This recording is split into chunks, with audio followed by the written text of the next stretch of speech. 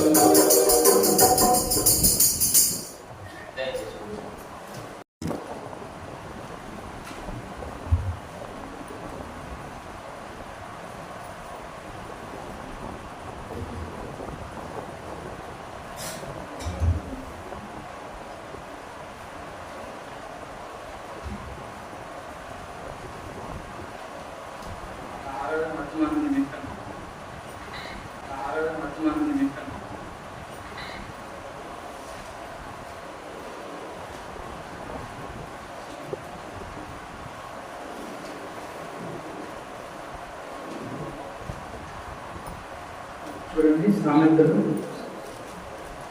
20:12.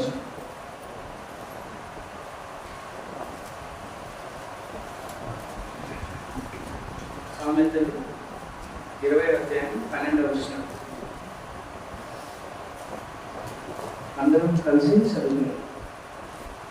వినగల చెవి, చూడగల కన్ను, ఈ రెండు యెహోవా కలుగు చేస్తాయి.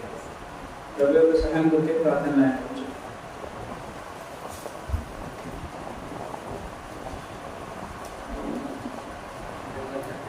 నమ్మకం దేవా, అద్భుత ఆశ్చర్యకరమైన చేయగల నిన్న ఏకైతే మా తండ్రి మా రక్షకుడు యేసుక్రీస్తు పరిశుద్ధ నామములో ఈ ఉదయకాలం మీ పాదాల చెంత జరిగిన ప్రభా సమూహంగా స్తుతించి కనపరిచే భాగ్యం ఏ యోగ్యత ఈ మంచి నాకు మాకు అనుగ్రహించిన ఈ సర్వం గీతాలు మీ సన్నద్ధ ప్రభా ఈ ఉదయకాలం మీ పాదాల చెంత చేరి ప్రభా కొన్ని మాటలు ప్రభా మీ వాక్యం ధ్యానించుకున్నాక మీరే నాతో మాతో మీరే మాట్లాడండి ప్రభావ వెనక చెవులు నాకు మాకు అనుగ్రహించండి.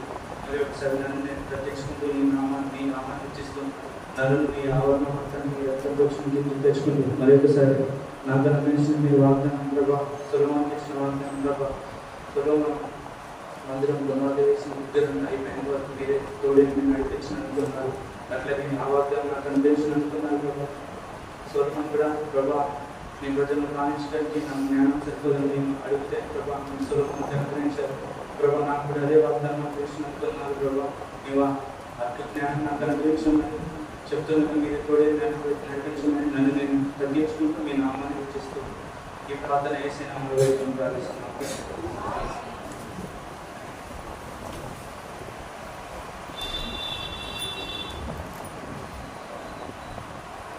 నేర్చుకున్నాము చేరవచ్చిన పరిశుభ్రాన్ని శుభాలు తెలియజేస్తున్నాము. ఇప్పుడు చదువుకున్నాం కదా, కానీ చెప్పకముందు పోయినసారి నేను వచ్చినప్పుడు ఏ అంశం గురించి చెప్పాను తెలుసా ఎవరికైనా? ఏ అంశం గురించి చెప్పాను పోయినసారి? చేతుల గురించి చెప్పాను. ఇది మనకి ఇప్పుడే మనం చదువుకున్నాం కదా, పాటలు కూడా అదే ఎక్కువ పాడుతున్నాం. కన్ను గురించి ఈ దినమంతటికై కన్ను గురించి మనం చూసుకున్నాం. దేవుని వాక్యంలో ఏమున్నాయో చూడండి. ఇప్పుడే చదువుకున్నాం కదా, సామెతల గ్రంథం 20:12 ఏమన్నా చూడండి. దాని తర్వాత చూడగల కన్ను ఈ రెండును ఎక్కువ కలగజేసింది. మన అంశం కన్ను మాత్రమే. చూడండి, దేవుడు మనుషులను చెప్పడానికి చాలా కారణాలు ఉన్నాయి, కానీ ఉదయకాలం మనం ఒకటే ఎగ్జాంపుల్ తీసుకున్నాం. ఏంటిది అది? కన్ను. ఏంటిది? ఈ చూడగల కన్ను ఎవరు చేశారంట? యెహోవా కలుగు చేశాడు. ఇంకో మాట చూడండి, కీర్తనల గ్రంథం 94:9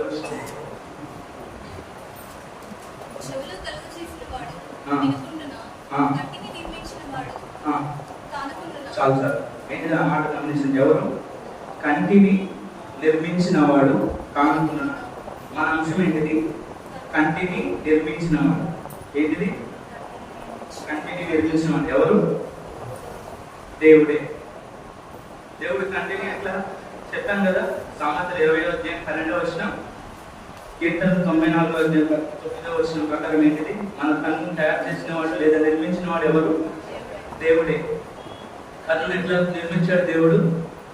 చాలా ప్రత్యేకంగా నిర్మించాడు. మన కన్ను చాలా యూనిక్. ఇప్పుడు నా కంటిలో రెటీనా ఉంటుంది, మీ అందరి కంటిలో రెటీనా ఉంటుంది, ప్రపంచంలో అందరి కన్నుల్లో కూడా రెటీనా ఉంటుంది. కానీ నాకున్న రెటీనా మీ అందరిది ఒకటే కాదు. ఏంటిది? డిఫరెంట్గా ఉంటుంది. మీకు ఆల్రెడీ తెలుసు కదా ఏంటిది? వేలి ముద్ర అందరికీ డిఫరెంట్గా ఉంటుంది, వేరు ఉంటుంది. మన డిఎన్ఏ కూడా అందరిది ఒకటి కాదు, వేరు ఉంటుంది. నీకున్న డిఎన్ఏ ఎవరికి ఉండదు. కొన్నిసార్లు చూస్తున్నాం కదా, నీకున్న స్మెల్ ఏంటి? వాసన ప్రపంచంలో ఎవరికి ఉండదు. ఎగ్జాంపుల్ చూసుకున్నాం కదా, కుక్క చూస్తుంది, మన వాసన చూసి మన దగ్గరికి వస్తుంది, కానీ వేరే వాళ్ళ దగ్గరికి రాదు. అట్లాగే ఏంటి? దేవుడు కన్నును చేసినప్పుడు కూడా చాలా యూనిక్గా తయారు చేశాడు. అంటే ఏంటి? మనకున్న కన్ను రెటీనా స్కాన్ ప్రపంచంలో ఇంకెవ్వరికి సరిపోదు. అందుకే ఈ మధ్య కాలంలో చాలా ఆఫీసెస్లో కానీ హాస్పిటల్స్లో కానీ ఏం యూజ్ చేస్తున్నారు?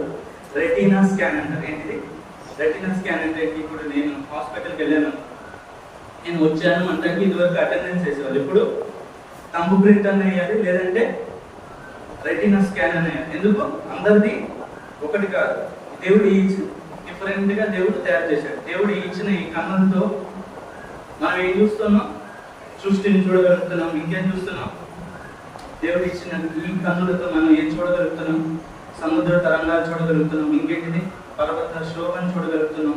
పక్షులు, జంతువులు, రకరకాల తెగలవారు, ఈ అన్నింటిని మనం చూడగలుగుతున్నాం. ఒకవేళ దేవుడు ఈ కన్నులు మనకి ఇవ్వకపోతే మనం ఎట్లా ఉండేవాళ్ళం? గుడ్డిగా ఉండేవాళ్ళం. 2023 ప్రకారం మన ఇండియాలోనే, భారతదేశంలో, మిగతా దేశం తర్వాత మన భారతదేశంలోనే 12 కోట్ల మంది గుడ్డివారు ఉన్నారు. ఎంతమంది? 2023 ప్రకారం మన భారతదేశంలో ఎంతమంది గుడ్డివారు ఉన్నారు? 12 కోట్ల మంది గుడ్డివారు ఉన్నారు. వాళ్ళందరినీ చూడలేదు. అయితే నీ సంగతి ఏంటి? దేవుడు నీకు కన్నులు ఇవ్వలేదా? ఇచ్చాడు కదా. కాబట్టి మొదటి తరంలో ఈ ఉదయకాలం దేవుడు మనకు అనుగ్రహించిన లేదా నిర్మించిన ఈ కన్నును బట్టి దేవుణ్ణి ఆరాధిద్దాం. మీకు తెలుసు కదా, పాట కూడా ఉంటుంది. ఈ కన్నుతో మనం ఏం చూస్తున్నాం? సృష్టిని, పర్వతాలను అన్నింటినీ చూస్తున్నాం. కాబట్టి ఈ ఉదయకాలం మొదటి తరంలో ప్రభువా మా కన్నులను నిర్మించినందుకు వందనాలని మొదటి తరంగా దేవుణ్ణి ఆరాధిద్దాం. మన పుట్టితనం పోవాలి. అది ఎవరు తీయగలుగుతారు? యేసు ప్రభు మాత్రమే తీయగలుగుతారు. ఎట్లా పోతుంది? యేసు ప్రభు దగ్గర మనం ప్రభా నా పాపం క్షమించి మీ రక్తంతో మీరే నన్ను కడిగి పవిత్రపరచండి దేవుడు అడిగితే, ఆయన మన పాపం క్షమిస్తే మనకేమవుతుంది? మన గుడ్డితనం పోతుంది. అప్పుడు ఏమవుతుంది? గుడ్డితనం పోతే మన మనోనేత్రములు వెలిగించబడతాయి. చూడండి, ఎఫెసీయులకు రాసిన పత్రిక 1:17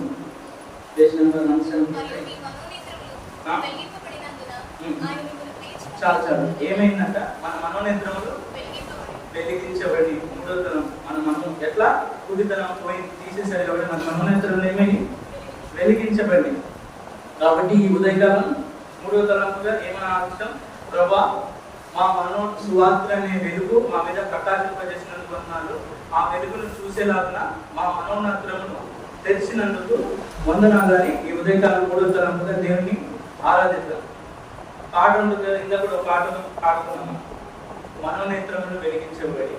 ఇంకో పాట కూడా ప్రభు రక్తం నుంచే కొనబడేది. ఇంకో పాట కూడా ఉంటుంది, మీకు అందరికీ తెలిసింది, నా మనోనేత్రము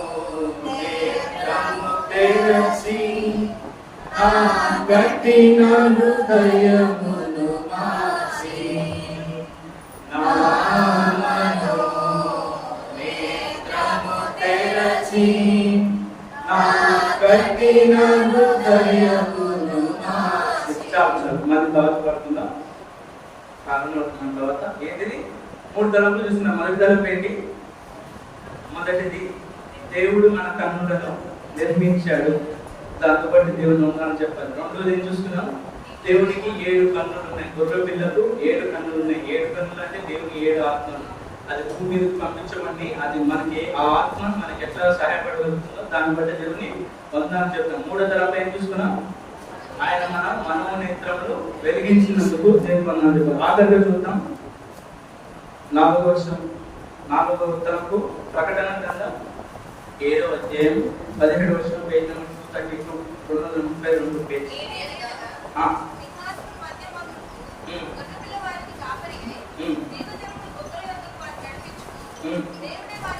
ఆ మాట గమనించింది. దేవుడే వారి కన్నుల నుండి ప్రతి బాష్ప బిందువును చూసివేయును. ఆఖరిది 4వది చూసుకుంటున్నాం. ఏంటిది? దేవుడు వారి కన్నుల నుండి ప్రతి బాష్ప బిందువును చూసివేయును అంటే ఏంటి? దాని అర్థం దేవుడు మన బాష్ప బిందువులు 4వ తరంలో చూస్తున్నాం. దేవుడు మన కన్నుల నుండి ప్రతి బాష్ప బిందువును తుడిచివేస్తాడు అంటే దాని అర్థం ఏంటి? చూడండి, దాని అర్థం కావాలంటే మీరు ఇంకోటి చూడాలి. ప్రకటన గ్రంథం 21వ అధ్యాయం 4వ వచనం, పేజ్ నెంబర్ 41.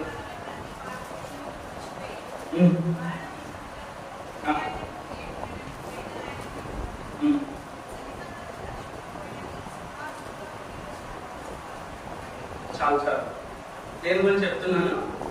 దేవుడు మన కన్నుల నుండి ప్రతి బాష్ప బిందువును తుడిచివేయును. కన్నుల నుండి ప్రతి బాష్ప బిందువును తుడిచివేయును అంటే దాని అర్థం ఏంటి? 21వ అధ్యాయం 1 నుండి 4 వరకు చదివితే మీకు అర్థమవుతుంది. నేను 4వ వచనం చదువుతున్నాను, చదవమని చెప్పాను కదా. ఏంటిది? ఇప్పుడే ఉంటుంది. కన్నుల నుండి ప్రతి బాష్ప బిందువును తుడిచివేయును అంటే దాని అర్థం ఏంటి? దాంట్లో ఉంది కదా, మరణము ఇక ఉండదు, దుఃఖమైన ఏర్పైన వేదన ఇక ఉండదు, వంటసములు గతించిపోయిన సింహాసనం వచ్చిన గొప్ప స్వరం చెప్పుకోవడం ఏంటి? మీ అన్ని ఎక్కడ జరుగుతాయి? 21 ప్రకారం కొత్త ఆకాశం కొత్త భూమిలో జరుగుతాయి. అంటే ఏంటి? ఇప్పుడున్న ఆకాశం ఈ భూమి కింద ఏముంటాయి? మనుషులకి ఇప్పుడు చదువుకున్నాం కదా 4వ అధ్యాయంలో, శ్రమలు ఉంటాయి, మరణం ఉంటుంది, దుఃఖం ఉంటుంది, ఏడుపు ఉంటుంది. ఇవన్నీ ఏంటిది? ఎన్నో వేదనలు, ఎన్నో బాధలు ఉంటాయి. ఎందుకు? ఇది ఇప్పుడున్న ఆకాశం కింద భూమి ఏంటిది? ఇది శపించబడింది. కాబట్టి ఇవన్నీ ఈ ఆకాశం కింద ఈ భూమి కింద ఉంటాయి. అయితే రక్షింపబడిన వారికి దేవుడు ఏది ఇస్తున్నాడు? కొత్త ఆకాశం, కొత్త భూమి. అక్కడ ఏంటిది? కొత్త ఆకాశం, కొత్త భూమిలో ఆయన కన్నుల నుండి దేవుడు ప్రతి బాష్ప బిందువును తుడిచివేస్తాడు. కన్నుల నుండి ప్రతి బాష్ప బిందువును తుడిచివేయటం అంటే ఇక్కడ ఎక్కడ చదువుకున్నాం కదా, ఏంటిది? ఏముండదు? మరణం ఉండదు, దుఃఖం ఉండదు, ఏడ్పు ఉండదు, వేదన ఉండదు. అంటే ఏంటి? దేవుడు వారి కన్నుల నుండి ప్రతి బాష్ప బిందువును తుడిచివేయనంటే ఏంటిది? మరణం ఉండకపోవడం, దుఃఖం ఉండకపోవడం, ఏడ్పు, వేదన, రోదన ఏది ఉండకపోవడం. అదే తన కన్నుల నుండి ప్రతి బాష్ప బిందువును తుడిచినంటే ఆనందం. మరి దుఃఖము, వేదన, మరణము ఏముండదు నాకు మరి ఏముంటది?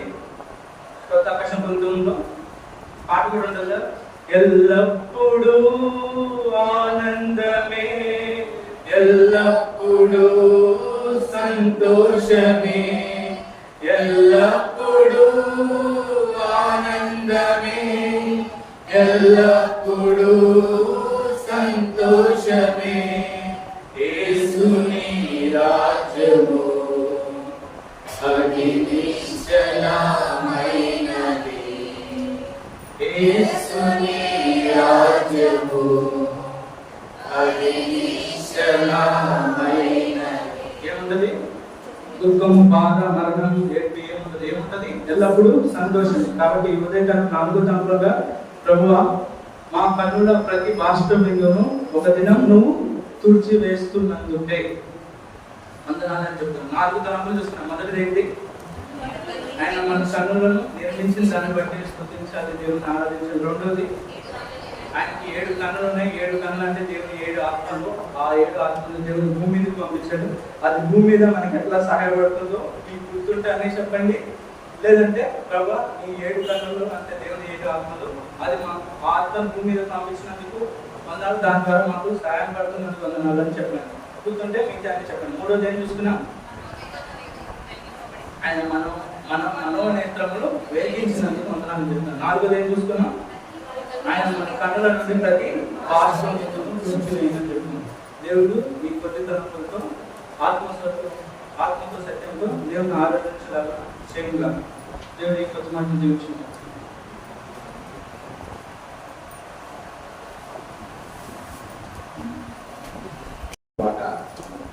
మరొక పాట పుస్తకంలో 198, మరొక పాట పుస్తకంలో 196 గుర్తుపెట్టు. నా మనోనేత్రములు తెరచి ఆకాశాన్ని బట్టి లేచి పడుతున్నాం. ఆ సమయంలో కార్యాలు పూర్తి చేయాలి.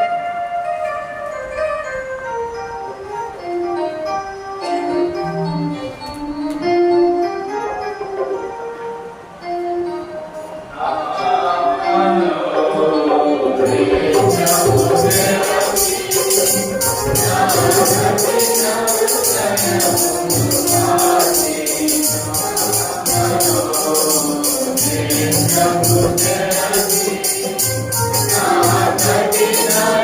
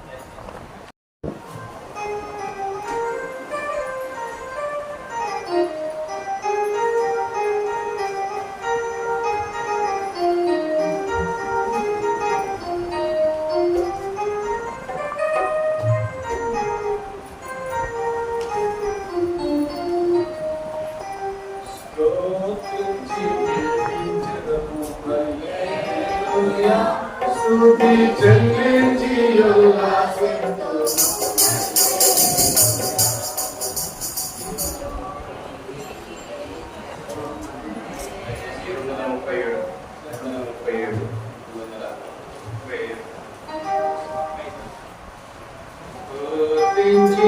కీర్తింతుము నన్న పరచెదము కొనియాడెదము.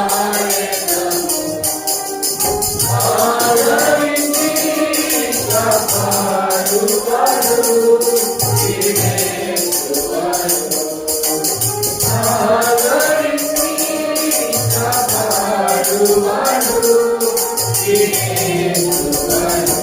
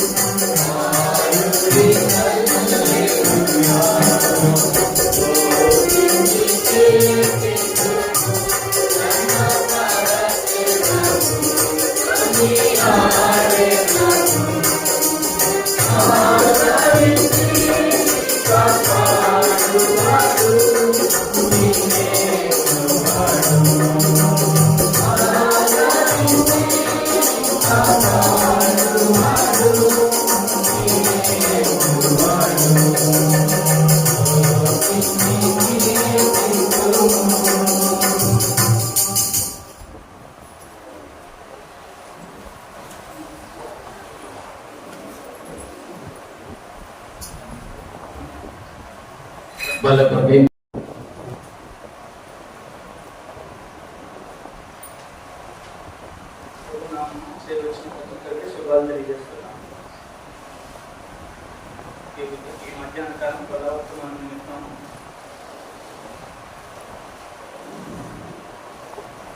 లూకాసు సువార్త 14వ అధ్యాయం పేజీ నంబర్ 67 15 నుండి 24 వరకు మార్చి లూకాసు సువార్త 14వ అధ్యాయం 15 నుండి 24 వరకు 15 నుండి 24 వరకు మార్చి చదువుకున్నాం. ఆయనతో కూడా భోజన పంపిణీ కూర్చున్న వారు అప్పుడు ఈ మాటలు విని దేవుని రాజ్యంలో భోజనం చేయవాడు ధన్యుడని ఆయనతో చెప్పారా?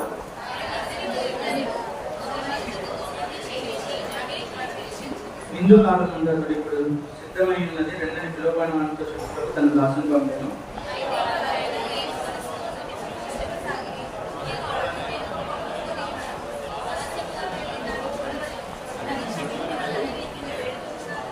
మరొకడు నేను 5 జతల ఎడ్లను కొని ఉన్నాను, వాటిని పరీక్షకు వెళ్తున్నాను, నన్ను క్షమించుకోవాలని వేడుకుంటున్నాను.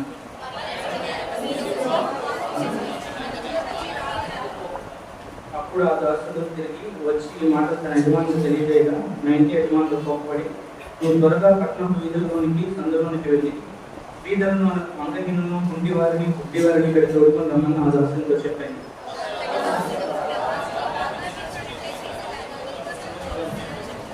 అందుకు యజమానుడు, నా ఇల్లు నిన్నట్టు నువ్వు రాజ్య మార్గంలోనికి కంచెలోనికి వెళ్ళి లోపల వచ్చే వరకు వారిని బలవంతం చేయము.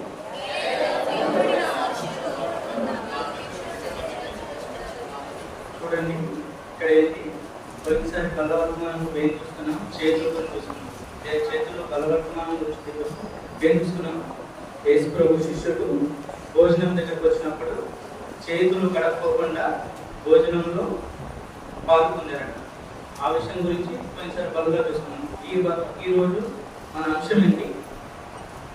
కన్నుల గురించి చూస్తున్నాం కదా, నేత్రములు. దాంట్లో చూస్తే ఇప్పుడు ఏంటి మనం చూస్తున్నాం, ఆయనతో కూడా భోజనం కంటే కూర్చునే వాళ్ళు చాలా మంది ఉన్నారంట. కానీ వాళ్ళందరూ అర్హులు కాదు. దేంట్లో ఆయనతో పాటు భోజనం చేయడానికి అర్హులు కాదు. దీంట్లో అర్హుల గుంపులో ఒక గుంపు ఉంది. ఆ గుంపులో ఒకరి పేరేంటి చూడండి, 14వ అధ్యాయం 21వ వచనంలో చూడండి. బీదలను, అంగనీయులను, గుడ్డివారిని ఇక్కడికి తోడుకొని రమ్మని ఆదేశించారు. గుడ్డివారు దేవునితో పాటు భోజనం చేసే వాళ్ళు ఎవరున్నారంట? గుడ్డివారు. గుడ్డివారు అంటే ఏంటి? కన్నులు లేనివారు. దాని గురించి మనం చూస్తున్నాం. చూడండి మరొక భాగం, లూకాసు వార్త 14వ అధ్యాయం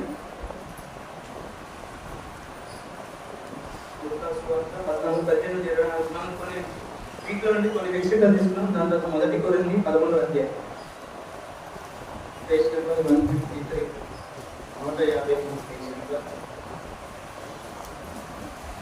27-28 వచ్చినాను అందరం కలిసి చదువుకున్నాం. కాబట్టి ఎవడు అయోగ్యంగా ప్రభు యొక్క రొట్టెను తిన్నాం, అలాగే ఆయన పాత్రలోని త్రాగను, వాడు ప్రభు యొక్క శరీరం గురించి రక్తం గురించి అపరాధి. కాబట్టి ప్రతి మనుషుడు తను పరీక్షించుకోవడం అలా చేసి ఆ రొట్టెను తిని ఆ పాత్ర నుండి చాలా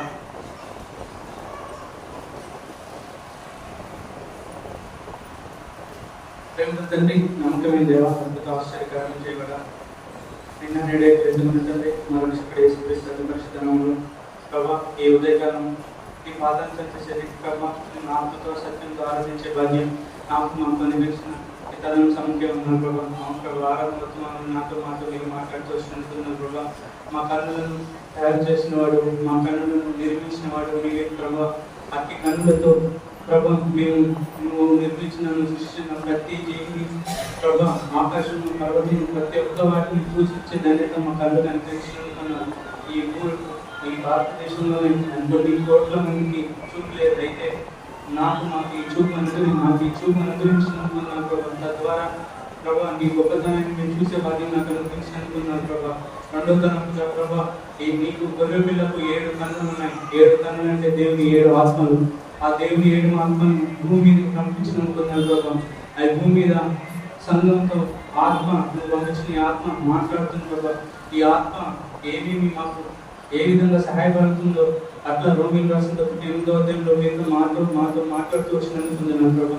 అంతేకాదు ప్రభా, నా మనోనేత్రంలో ఒకప్పుడు ఏ సంబంధమైన దేవత నా మనోనేత్రం గుడ్డితనం కలిగేగా ప్రభా. ఆ గుడ్డితనం ప్రభా నీ రక్తంతో నన్ను కడిగి పవిత్రపరుచుతో నా గుడ్డితనం తీసివేసి నా మనోనేత్రం వెలిగించినందుకున్నాను ప్రభా. అదే 4వ తరపుగా మా కన్నులకు నుండి ప్రతి బాష్ప బిందువును ఒక దినం మీరు విడుదల వేస్తారు ప్రభా. అనగా అక్కడ మాకు నిండుకు కన్నీరు, దుఃఖం, వేదన, బాధ ఏమి ఉండదు. ఎల్లప్పుడూ సంతోషమే. అట్లాంటిది మాకు ఈ కొత్త ఆకర్షణ, కొత్త భూమిలో మీరే మా కన్నుల ప్రతి వాస్తవం గుర్తు వేస్తావు అనే నిరీక్షణ మాకు అనుభవించినందుకు ఉన్నాను ప్రభా.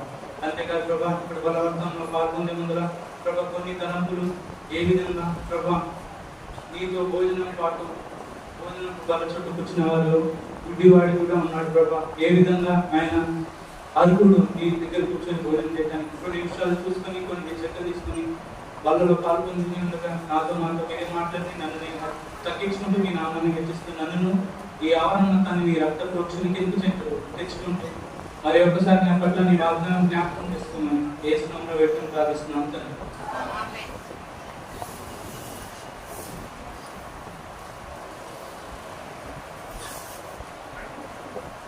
చూడండి లూకాసు వార్త 14వ అధ్యాయం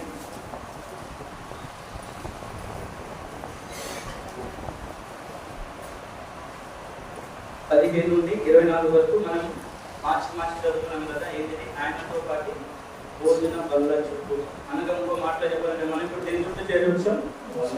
బల్ల చుట్టూ వచ్చే గుంపులో ఎవరున్నారంట? గుడ్డివారు ఉన్నారంట, అంటే కన్ను లేదు. ఆయన ఎట్లాగా దాంట్లో అర్హుడు బలలో ఆయనతో భోజనం చేయడానికి కొన్ని హెచ్చరికలు ఈ అధ్యాయంలో తీసుకుని మనం బలలో పాల్గొన్నాం. చూడండి మొదటి తరముగా కథ లూకాసు వార్త 14వ అధ్యాయం 17, 18 వర్షాలు ఎవరిని చదవండి. ఆ, ఆ, ఆ, ఆ, చాలు. అయితే వారందరూ ఎందుకు పిలిస్తే వాళ్ళు ఏం చెప్తారంట? నెపములు చెప్పసాగారు. నెపములు అంటే ఏంటి? మొదట ఎక్స్క్యూజెస్ ఉన్నాయి అంటే ఏంటి? దాని అర్థం ఏంటి? దేవుడు నీకు కానీ నాకు కానీ ఏదైనా చెయ్యమని చెప్తే, ఏదైనా పని చెప్తే, ఏ పరిచయం చెప్పినా మనం ఏం చెప్పకూడదు? సాకులు చెప్పకూడదు. సాకులు చెప్పి తప్పించుకోకూడదు. ఇక్కడ వీళ్ళు ఏం చేస్తున్నారంట? సాకులు చెప్పి తప్పించుకుంటున్నారు. మీకు మోషే గురించి తెలుసు కదా ఏంటి? దేవుడు మోషేను ఏర్పరచుకొని నాయకునిగా నియమించి ఇశ్రాయేలుని ఐగుప్తులో నుండి తీసుకువెళ్ళటకు వెళ్ళమంటే ఏం చెప్పాడు మోషే? సాకులు చెప్పాడు. ఏంటిది? నేను నత్తివాడను, నాకు మాట్లాడటం చేతగాదు, ఇంకా చాలా చెప్పాడు. సాకులు చెప్పి ఏం చేశాడు? తప్పించుకుందాం అని చూశాడు. అయితే దేవుడు ఏం చేశాడు? నీకు అహరోన్ తోడు ఉన్నాడు, అహరోన్ నీకు ఇస్తాను, నీకు బదులు ఆయన మాట్లాడతాడని ఏం చేశాడు? చెప్పాడు. ఎవరితో? మోషే. అంటే ఏంటి? మోషే సాకులు చెప్పినా తప్పించుకోలేదు. ఏం చేశాడు? లోపడ్డాడు. దేవుడు చెప్పిన దానికి మోషే సాకులు చెప్పి తప్పించుకోకుండా లోపడ్డాడు. అట్లాగే దేవుడు నీకు కానీ నాకు కానీ ఇక్కడ కూర్చున్న వాళ్ళు ఎవరైనా కానీ ఏదన్నా పని, ఏదన్నా పరిచర్య, దేవుని మందులో ఏ పని అయినా సరే దేవుడు నీకు చెప్తే నువ్వేం చేయాలి? సాకులు చెప్పి తప్పించుకోకుండా ఏం చేయాలి? లోబడాలి.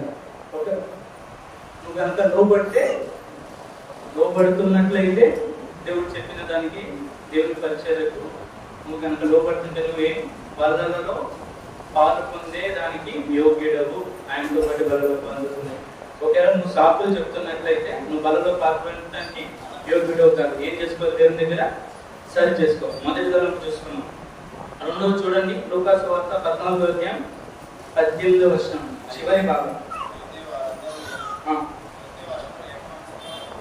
18వ వచనం చివరి భాగం చూడండి. ఆలస్యంగా వెళ్ళి నన్ను క్షమించవలనని నిన్ను వేడుకొనుచున్నాను. దాని తర్వాత 19వ వచనం చివరి భాగం, నన్ను క్షమించవలని వేడుకొనుచున్నాను.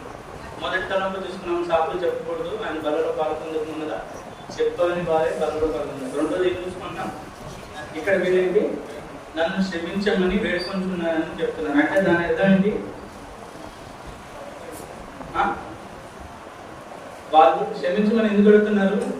ప్రభుత్వం నువ్వు చెప్పావు ఈ పని చేయమని, అలాంటిది నేను దాన్ని చేయలేను కాబట్టి నన్ను క్షమించండి అని చెప్పి ఏం చేస్తున్నారు? తప్పించుకున్నారు. అంటే ఇంకో మాటలో చెప్పాలంటే, పాపం చేయకముందు వాళ్ళు ఏం చేస్తున్నారంటే, ఒక తప్పు చేయకముందు, పాపం చేయకముందు వాళ్ళు ఏం చేస్తున్నారు? ప్రభా నన్ను క్షమించు, నేను ఆ పని చేయలేను అని చెప్పి దాని తర్వాత అదే పనిని, అదే తప్పును, ఇంకో మాటలో చెప్పాలంటే అదే పాపము చేయట. అంటే ఏంటి? ఇంకో మాత్రం పాపం చేయకముందు ప్రార్థన చేసి ప్రభా నన్ను క్షమించు, నేను ఆ పాపాన్ని జయించలేకపోతున్నానని చెప్పి పాపం చేస్తూ వెళ్ళి మళ్ళీ పాపం చేయటం. పాపం చేయకముందు ప్రభా నేను చేస్తున్నా ఈ పాపం తప్ప నాకు తెలుసు, లేదు క్షమించని నేను ప్రేయర్ చేసి మళ్ళీ ఏం చేయాలి? వెళ్ళిపోవాలి కదా దూరం. కానీ ఏం చేస్తారు? వెళ్ళి అదే పాపం చేయటం. ఎగ్జాంపుల్ ఏంటి? ఇప్పుడు సినిమా కానీ సీరియల్ కానీ ఏదైనా చూడటం తప్పు అని తెలుసు, పాపం అని తెలుసు. కాబట్టి ఏం చేస్తారు కొంతమంది? ప్రభా నేను చేస్తున్న తప్పే, దయతో చూస్తున్నాను, దయతో క్షమించండి అని చెప్పి ఏం చేస్తారు? చెప్పి ఆగిపోవాలి కదా. ఆగిపోవాలి ఏం చేస్తారు? సినిమా చూస్తారు. ఇక్కడ కూడా వీళ్ళంటే ఏంటిది? దేవుడు చెప్పింది అని ఏం చేస్తున్నారు? ప్రభా నేను రాలేను అని చెప్పి క్షమించి మళ్ళీ ఏం చేస్తున్నారు? అదే తప్పు చేస్తున్నారు. మనం కూడా అంతే. కొంతమంది ఇక్కడ కూర్చున్న వాళ్ళు, ఇక్కడ కూర్చున్న ఒకవేళ నువ్వు కూడా ఇలాగే ఉంది. ఏంటిది? ఆయన బలలో పాల్గొనడానికి ఉండదా? నువ్వేం సరి చేసుకోవాలి? ఏం సరి చేసుకోవాలి? దేవుడు ఏంటిది? నువ్వు ఏదన్నా దేవుడు నువ్వు దాని చెప్తే పాపం చేయకుండా నువ్వు కూడా కనుక వీళ్ళు కూడా అదే గుంపులో ఉన్నారు. ఏమని?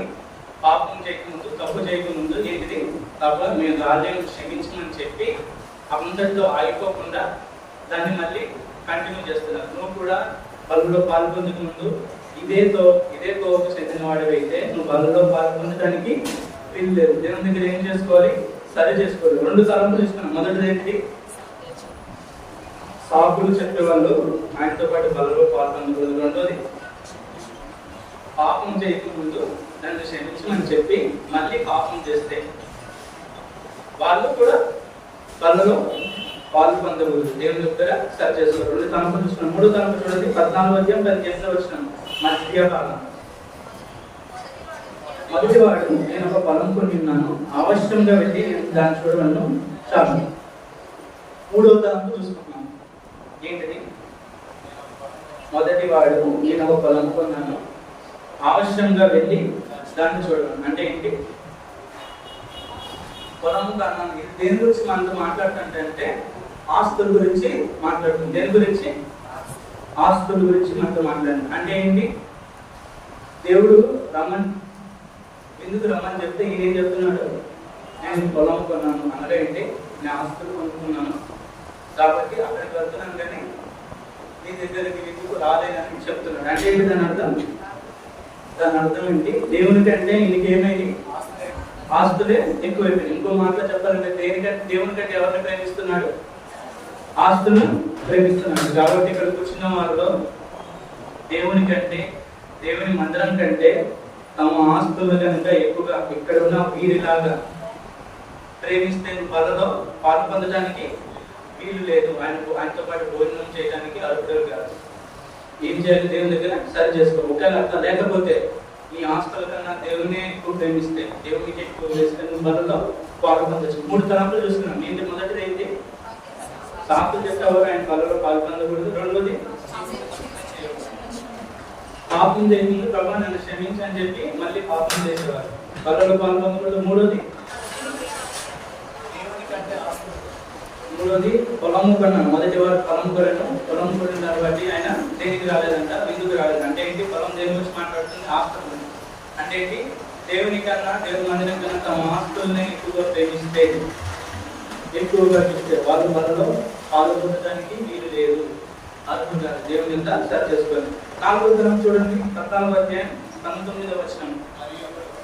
నేను 5 జతల ఎద్దులు కొనుక్కున్నాను, వాటిని పరీక్షింపబడుతున్నాను. చాలు. ఇప్పుడేంటి? 19వ వచనం. ఎన్నో తరంలో 4వది ఏంటిది? మరి అప్పుడు నేను 5 జతల ఎడ్లను కొని ఉన్నాను, వాటిని పరీక్షింప వెళ్తున్నాను. ఇది దేని గురించి మాట్లాడుతుంది? ఇది దేని గురించి మాట్లాడుతుంది అంటే ఇట్ స్పీక్స్ అబౌట్ వర్క్. దేని గురించి? వర్క్ అంటే ఏంటి? పని. ఇంకో మాటలో చెప్పాలంటే దేని గురించి? ఉద్యోగం. అది ఏదైనా సరే, డాక్టర్ అయినా, ఇంజనీర్ అయినా, ఫార్మర్ అయినా, ఎవరైనా సరే దేని గురించి మాట్లాడుతుంది? పని గురించి మాట్లాడుతుంది. ఇక్కడ ఈయనేంటి? రెండో వాడు ఏం చేస్తున్నాడంట? మరి ఒకటి ఏం చెప్తున్నాడు? నేను 5 జతలు కొని ఉన్నాను, వాటిని పరీక్షించాలి. అంటే ఏంటి? దేవుని కంటే దేవుని పని కంటే తన పని లేదంటే ఉద్యోగం ఎవరికి? ఈయనకి ఎక్కువైంది. అంటే ఏంటి? దేవుని కంటే తన పని, తన ఉద్యోగాన్ని ఎక్కువగా ప్రేమిస్తున్నాడు. అత్యవసర పరిస్థితుల్లో తప్ప నీ ఉద్యోగం కోసం, నీ పని కోసం దేవుని మందిరాన్ని, దేవుని కనుక ఎక్కువట్టుతున్నట్లయితే,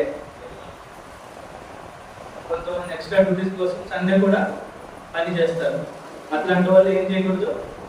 వాళ్ళలో పాలు పొందుకోకూడదు. దేవుని దగ్గర సరి చేసుకోవాలి. ఒకవేళ ఇక్కడ కూర్చున్న వాళ్ళు దేవుని కంటే నీ ఉద్యోగాన్ని, నీ పనిని ఎక్కువగా ప్రేమిస్తే దేవుని వద్ద సరి చేసుకో. అట్లాంటి వాళ్ళు వాళ్ళలో పాలు పొందడానికి లేదని దేవుని వాక్యంలో రాయబడి ఉంది. ఎన్ని తలంపులు చూసుకున్నాం? చెప్పండి. మొదటిది ఏంటిది? సాకులు చెప్పేవారు వాళ్ళలో పాలు. రెండోది పాపం చేయకముందు క్షమించండి ప్రభా అని చెప్పి మళ్ళీ పాపం చేస్తే అట్లాంటి వాళ్ళు వాళ్ళని పాల్గొనకూడదు. మూడోది ఏంటి? దేవుని కంటే తమ ఆస్తుల్ని ఎక్కువగా ఇస్తే, దేవుని కంటే తమ ఆస్తులను ఎక్కువగా ప్రేమించే వాళ్ళు వాళ్ళలో పాల్గొనకూడదు. 4వది దేవుని కంటే నీ పని లేదంటే నీ ఉద్యోగాన్ని ఎక్కువ ప్రేమిస్తే, ఎక్కువగా ఇస్తే, దానికోసం దేవుని మందిరాన్ని ఆదివారాన్ని ఎగ్గొడుతుంటే దేవుని వాళ్ళలో పాల్గొనడానికి యోగ్యుడు కాదు. ఇక్కడ లిస్టులో వాళ్ళు కూడా పాల్గొనలేదు. 4వ తలంపులు చూస్తున్నాం. 5వ తలం చూడండి, లూకాసు వార్త 14వ అధ్యాయం 20వ వచనం. మరి ఒకడు నేను ఒక స్త్రీని వివాహం చేసుకున్నాను. చాలు. ఇది ఎన్నో తలంపు? 5వ తలంపు. ఏంటిది? నేను ఎందుకు రావాలని చెప్పాడు? నేను పెళ్లి చేసుకున్నాను. పెళ్లి చేసుకుంటే కొత్త భార్య ఉంది. ఆ భార్యను చూసుకోవాలి, అన్ని తిప్పుకోవాలి, అది తిరగాలి. కాబట్టి నేను రాలేదు. అంటే ఏంటి? దేవుని కంటే ఎవరిని ఎక్కువగా ప్రేమిస్తున్నాడు? భార్యను. దేవుని కంటే ఎవరిని అయినా ఎక్కువగా ప్రేమిస్తే అదేంటిది? విగ్రహం. కాబట్టి దేవుని కంటే ఎవరిని ఎక్కువగా ప్రేమించకూడదు. అది ఎవరైనా, కుటుంబ సభ్యులైనా. అలాంటి దేవుడు ఎట్లా చూస్తాడు? విగ్రహంగా చూస్తాడు. కాబట్టి ఇక్కడ దేవుని కంటే నీ కుటుంబ సభ్యులు కానీ నీ బంధుమిత్రులు కానీ ఎక్కువ ప్రేమిస్తే అది ఏంటి? నీకు విగ్రహం. అలాంటి విగ్రహాలు నీ జీవితంలో ఉంటే నువ్వు పనులో పాల్గొనడానికి వీలు లేదు, అర్హుడి కాదు. ఒకేలా దేవుని కంటే నీ వారిని లేదంటే నీ కుటుంబ సభ్యులను, నీ భార్యను కానీ భర్తను కానీ నీ పిల్లలు కానీ ఎక్కువగా ప్రేమిస్తే దేవుని తర్వాతే ప్రేమించాలి. దేవుని ఫస్ట్ ప్రిఫరెన్స్ దేవుడికి, దాని తర్వాత వాళ్ళకి. ఎక్కువగా ప్రేమిస్తే మాత్రం ఏంటిది? విగ్రహం. అట్లాంటి విగ్రహాలు ఏదో ఉంటే నువ్వు బలలో పాల్గొనడానికి వీల్లేదు. దేవుని దగ్గర ఏం చేసుకో? సరి చేసుకో. ఎన్ని తలంపులు చూసుకున్నాం చెప్పండి. మొదటిది ఏంటిది? సాకులు చెప్పేవాళ్ళు ఆయన బల్ల చుట్టూ ఆయనతో భోజనం చేయడానికి అర్హులు కాదు. రెండవది క్షమించమని చెప్పి మళ్ళీ పాపం చేసేవాళ్ళు ఆయన బల్లలో పాల్గొనడానికి వీల్లేదు, అర్హులు కాదు. మూడవది దేవుని కంటే తమ ఆస్తులను ఎక్కువగా ప్రేమించేవాళ్ళు, ఎక్కువగా ఇచ్చేవాళ్ళు బల్లలో పాల్గొనడానికి వీల్లేదు. నాలుగవది ఏంటి? నాలుగవది దేవుని కంటే నీ పనిని లేదంటే నీ ఉద్యోగాన్ని ఎక్కువగా ప్రేమించి ఆదివారం కూడా ఎగ్గొడుతుంటే నువ్వు బలలో పాల్గొనడానికి వీలు లేదు, అర్హుడివి కాదు దేవుని వాక్యం. ఇంకోటి ఏం చూస్తున్నాం? 5వ తలంపు దేవుని కంటే భార్య ఎక్కువ. అంటే దేవుని కంటే ఎవరిని ఎక్కువగా ప్రేమించిన ఏంటిది? అది విగ్రహం. అలాంటి విగ్రహం నీలో ఏమైనా ఉంటే బలలో పాల్గొనడానికి వీలు లేదు. చూడండి, ఇంకా 2 తలంపులు చూసుకుని బలలో పాల్గొంటాం. లూకాసు వార్త 14వ అధ్యాయం 21-22 తిరిగి వచ్చి ఈ మాట తన యజమానికి తెలియజేయగా ఆ కోపపడి నీవు త్వరగా పట్టణం వీధిలోకి సందులలోకి వెళ్ళి దీనులను అంగీహీనులను ఇంటివారిని ఇక్కడికి తోడుకురమ్మని ఆ దాసులతో చెప్పారు. చాలు. ఎన్నో తరం చూసుకుంటాం? 6. లూకాసు వార్త 14వ అధ్యాయం 21-22. ఇక్కడ మనం చదువుకున్నాం కదా. ఏంటిది? ఆ ఇంటి యజమానుడు కోపపడి నువ్వు త్వరగా పట్టణం మీదకి వెళ్ళి సందులోకి వెళ్ళి బీదలను, అంగహీనులు, ఎవరెవరున్నారు దీంట్లో? బీదలు, అంగహీనులు, గుడ్డివారిని తోడుకుంటామని అన్నారు. ఇందాక కూడా కొంతమంది చూసుకున్నాం. వాళ్ళు ఏం చెప్పారు? సాకులు చెప్పారు. వాళ్ళు ఇక్కడ ఉన్నారు. ఇక్కడ కొన్ని గుంపు ఉంది. బీదలు, అంగహీనులు, కుంటివారు, గుడ్డివారు. వీళ్ళు కూడా సాకులు చెప్పడానికి వీళ్ళకి నిజంగా కారణాలు ఉన్నాయి. ఏంటిది? సాకులు చెప్పడానికి ఇక్కడ ఉన్న గుంపుకి నిజంగా కారణాలు ఉన్నాయి. ఇందాక మనం చదువుకున్న వాటిలో వాళ్ళకి సాకులు చెప్పడానికి కారణాలు లేకపోయినా సాకులు వెతుకుతున్నారు. వీళ్ళు సాకులు చెప్పచ్చు. ఎవరు? ఇప్పుడు బీదలు ఉన్నారంట. ఎట్లా చెప్పచ్చు? బాబా నువ్వు ఎందుకు పిలిచావు? నీ ఎందుకు రావడానికి నేను రెడీయే, రాజ్యం ఎందుకు, కానీ నా దగ్గర సరైన వస్త్రాలు లేవు, పాత వస్త్రాలు పంపుకొడుతున్నాయి, నేను రాలేను అని ఎవరు చెప్పచ్చు? బీదలు చెప్పచ్చు. అంగహీనులు ఉన్నారు. అంగహీనులు అంటే ఏంటి? లేదు. అంగహీనులు అంటే ఏదన్నా అవయవం లేని వాళ్ళు. వాళ్ళు ఏం చెప్పచ్చు? ప్రభా నేను అంగహీనుడిని, నేను అందరినీ నన్ను ఎవరు ఇక్కడికి తీసుకురావడానికి ఎవరు ఎత్తుకొని తీసుకొచ్చేవాళ్ళు, నాకు హెల్ప్ చేసే వాళ్ళు ఎవరు లేరు, కాబట్టి నేను మీ ఎందుకు రాలేనని ఎవరు చెప్పచ్చు? అంగహీనులు చెప్పచ్చు. అని చెప్పాల. కుంటివారు పాప నేను నడవలేను, కర్ర పెట్టుకుని నడవాల్సి వస్తుంది, నడుస్తుంటే కాలు ఎక్కువ ఉంటుంది, నేను అంత దూరం నేను నడవలేని కర్ర పట్టుకుని కుంటివాన్ని అని చెప్పి క్షమించమని చెప్పి సాకులు పెరిగి ఆయన ఇందుకు రాకుండా, ఆయన భోజనంకి రాకుండా ఎవరు తప్పించుకోవచ్చు? ఎవరు? గుడ్డివాడు. అయితే ఆ సాకులు చెప్తారా?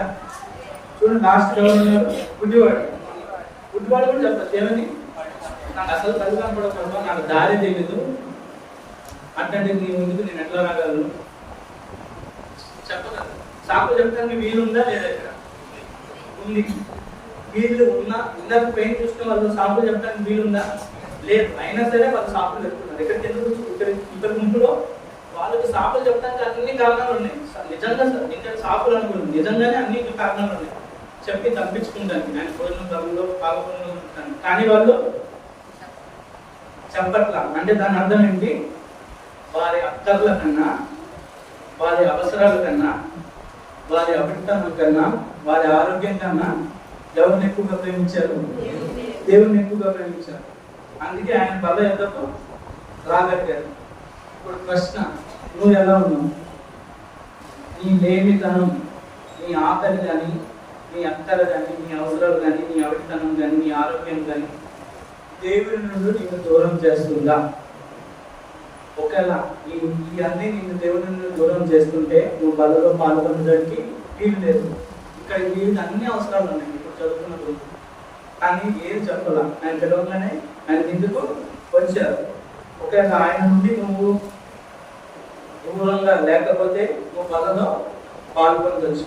లేదా అట్లా కాకుండా ఇప్పుడు నేను ఏదైతే చెప్పానో నీ దేవి కానీ, నీ అక్కలు కానీ, నీ ఆకలి, నీ అవసరాలు, నీ అభిప్రాయం, నీ ఆరోగ్యం ఏదైనా సరే దేవుని నుండి దూరం చేస్తే నువ్వు బలలో పాల్గొనడానికి వీలు లేదు. ఏంటిది? దేవుని నుండి దూరం చేయని వాళ్ళు, ఇవి ఉన్నా సరే దేవుని ప్రేమించిన వాళ్ళు బలలో పాల్గొనడానికి అర్హులు. ఎన్ని తలంపులు చూస్తున్నాం? 6. 6 నేనే తప్పు చెప్తున్నాను. 6 చెప్పండి. మొదటిది ఏంటి? సాకులు చెప్పేవాళ్ళు దాన్ని బలలో పాల్గొనకూడదు. రెండోది పాపం చేయకుండా ప్రభు నన్ను క్షమించని చెప్పి చేయకుండా ఉంటారు, కానీ మళ్ళీ చేస్తున్నారు వాళ్ళు. అట్లాంటి వాళ్ళు బలలో పాల్గొనకూడదు. మూడోది దేవుని కంటే ఆస్తులను ఎక్కువ ప్రేమించేవాళ్ళు, ఆస్తులు ఎక్కువగా ఇచ్చేవాళ్ళు బలలో పాల్గొనడానికి వీల్లేదు దేవుని వాక్య ప్రకారం. అట్లాంటి వాళ్ళు సరి చేసుకోవాలి. ఇంకేంటి దాని తర్వాత? 4వది దేవుని కన్నా ఈ పని లేదా ఈ ఉద్యోగాన్ని ఎక్కువగా ప్రేమిస్తే, ఎక్కువగా ఎంచితే, లేదంటే ఎక్కువ డబ్బు కోసం ఆదివారం కూడా చేస్తుంటే దేవుని పని దొంగలు ఇచ్చి నువ్వు బలలో పాల్గొనడానికి వీళ్ళు అత్యవసర పరిస్థితులు తప్ప, అత్యవసర పరిస్థితుల్లో దేవుడు క్షమిస్తాడు తప్ప మాక్సిమం దేవుని మందిరాన్ని ఈ పని కోసం, ఈ ఉద్యోగం కోసం ఎగరగట్టకూడదు. 5వది ఏం చూసుకున్నాం? దేవుని కంటే దేవుని మందిరం కంటే నీ భార్యని ఎక్కువగా ప్రేమించిన విగ్రహం అంటే నీ కుటుంబ సభ్యులు ఎవరినైనా ఎవరిని ఎక్కువ ప్రేమించారు దేవుని ముఖ్యాలు అలాంటి విగ్రహాలు ఉంటే బలలో పాల్గొనడానికి వీళ్ళు దేవుని వద్ద సరి చేసుకోవాలి. ఇంకోటి ఏం చూసుకున్నాం? 6వది ఎవరు పాల్గొంటారు దేవుని బలలో? బీదవారు, మదివారు, కుంటివారు, వీళ్ళందరికీ సాకులు చెప్పడానికి సకల హక్కులు ఉన్నాయి, కానీ చెప్పల. అంటే ఏంటి? వాళ్ళ అక్కర్లు ఏది దేవుని ప్రేమ నుండి వాళ్ళని దూరం చేయలేదు. అట్లాంటి వాళ్ళు మాత్రమే బలలో పాల్గొంటారు. లేదంటే ఇవి ఏవైనా నేను దేవుని నుండి దూరం చేస్తే నువ్వు బలలో పాల్గొనడానికి వీలు లేదు. ఆఖరిగా 7వ తలంపుగా చూడండి, లూకా సువార్త 24వ అధ్యాయం 14వ అధ్యాయం చూడండి.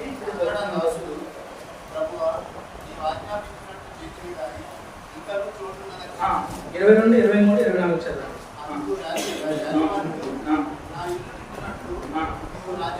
రాజ్యమార్గంలోనికి కంచెలలోనికి వెళ్ళి లోపలికి వచ్చినప్పుడు అక్కడి వారిని పరమర్శించండి. ఎలాగనగా విలువబడిన ఆ మనుషులను ఒక్కడను నా విందు రుచి చూడని మీతో చెప్తున్నాను. ఆఖరి తలంపు చూస్తున్నాను అంతటా దాసుడు ప్రభా నువ్వు ఆజ్ఞాపించినట్లు చేసిద్దని కానీ అంటే ఇది ఈ బుక్ అంతా వచ్చింది. దాని ముందు చదివింది 6 తలంపులు వాళ్ళందరూ వచ్చారు.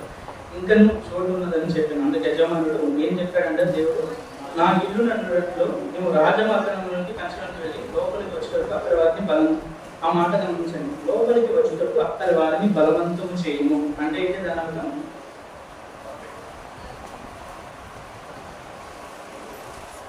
లోపలికి వచ్చేటప్పుడు అక్కడ వారిని బలవంతం చేయము. దేని గురించి మాట్లాడుతుంది? బయట వారిని లోపలికి వచ్చేటప్పుడు బలవంతం చేయడం అంటే దాని అర్థం సువార్త. ఏంటిది? సువార్త. ఆయన రాజ్య సువార్త గురించి మాట్లాడుతుంది. చూడండి 14 అధ్యాయం 23లో చదువుతున్నాం కదా. నా ఇల్లు నిండునట్లు నువ్వు రాజ్యం. నా ఇల్లు అంటే ఎవరు? దేవుని మధ్యలో నిండునట్లు. దేని గురించి మాట్లాడుతుంది? దేవుని సువార్త. దేవుని ఇల్లు నిండినట్లు నీవు కూడా సువార్తను ప్రకటిస్తున్నావా? అది వ్యక్తిగతంగా కానీ సంఘంగా కానీ నీ క్రియల మూలంగా కానీ నువ్వు చేసే పని చోట్ల ఉద్యోగం దగ్గర కానీ దేవుని సువార్తను లేదా దేవుని గురించి చెప్తున్నావా? ఒకేలా అలా కనుక నువ్వు చేస్తున్నట్టే దేవుని బలలో పాలు పొందొచ్చు. మరుగుడవి ఒకవేళ చేయకపోతే దేవుని బలలో పాల్గొనడానికి వీల్లేదు. ఏం చేసుకోవాలి? సరి చేసుకోవాలి. ఎన్ని తలంపులు చూస్తున్నాం చెప్పండి? మొదటిది ఏంటి? 7 తలంపులు చూస్తున్నాం. మొదటిది ఏంటి? దేవుని బలలో పాలు పొందడానికి, భోజనం చుట్టూ చేయి వేయడానికి, ఆయనకి బల పొందడానికి ఎవరు అర్హులు కాదు? సాకులు చెప్పేవాళ్ళు అర్హులు కాదు. 2 పాపం క్షమించమని చెప్పి మళ్ళీ పాపం చేసేవాళ్ళు అర్హులు కాదు. 3వది దేవుని కన్నా ఆస్తిని ఎక్కువగా ఉపయోగిస్తే వాళ్ళు కూడా బలలో పాల్గొనడానికి వీలేదు. 4 దేవుని కన్నా నీ పని నీ ఉద్యోగం ఎక్కువగా ఉపయోగిస్తే నువ్వు బలలో పాల్గొనడానికి వీలేదు. 5 దేవుని కన్నా నీ భార్య కుటుంబ సభ్యులు ఎవరు ఉపయోగించినా నీ విగ్రహం అలాంటి విగ్రహాలు నీళ్ళు ఏమైనా ఉంటే బలలో పాల్గొనడానికి వీలేదు. 6 ఏంటిది? కుంటివారు బీదలు అందనీయులు ఉన్నారు. వాళ్ళందరూ ఆయన బల్ల చుట్టూ చేరొచ్చారు. వాళ్ళందరికీ సాకులు చెప్పడానికి చాలా కారణాలు ఉన్నాయి నిజంగానే. కానీ అవి ఏమి వాళ్ళు దేవుని ప్రేమ నుండి దూరం చేయలేదు. వాళ్ళ అత్తరులో కూడా వాళ్ళు దేవుని యుద్ధకు వచ్చారు. అలా ఉండగలిగితేనే నువ్వు వాళ్ళలో పాల్గొన్నారు. అక్కడ ఉండలేకపోతే నువ్వు వాళ్ళలో పాల్గొన్నారు. 7వది లాస్ట్ ఏంటి? ఆయన ఇల్లునట్లు ఏం చేయాలి? లోపలి వచ్చే వరకు అక్కడి వారిని బలవంతం చేయండి. ఇది దేని గురించి మాట్లాడుతుంది? సువార్త. నువ్వు వ్యక్తిగతంగా కానీ సంఘంగా కానీ నీ క్రియల్లో కానీ ఉద్యోగం దగ్గర ఎక్కడైనా ఈడుకోరు వారి దగ్గర దేవుడి గురించి మాట్లాడుతున్నట్లయితే, దేవుడి గురించి చెప్తున్నట్లయితే నువ్వు బలలో పాల్గొనవచ్చు. కాబట్టి ఇక్కడ ఏం చూస్తున్నాం? ఇక్కడ ఆయన భోజన పనుల్లో పాల్గొనే వాళ్ళు ఎవరున్నారు? గుడ్డివాడు ఉన్నాడు. కాబట్టి గుడ్డివాడు ఎవరు? ఇక్కడ చదువుకున్నాం కదా. ఇది 15వ వచనంలో దేవుని రాజ్యంలో భోజనం చేయవాడు ధన్యుడు. ఎవరు? ఆయనతో బలలో భోజనం చేసే వాళ్ళు ఎవరు? గుడ్డివాడు. ఈ గుడ్డివాడు ఎవరు? ధన్యుడు. కాబట్టి ఇక్కడ కూర్చున్న వాళ్ళు ధన్యులు అయితేనే ఆయన బలలో పాల్గొంటున్నారు.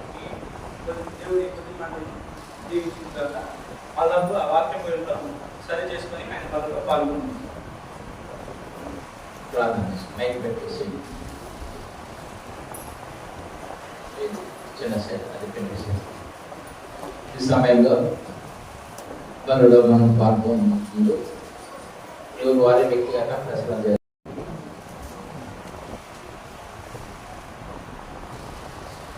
మన పాత్ర వర్తమాన నిమిత్తము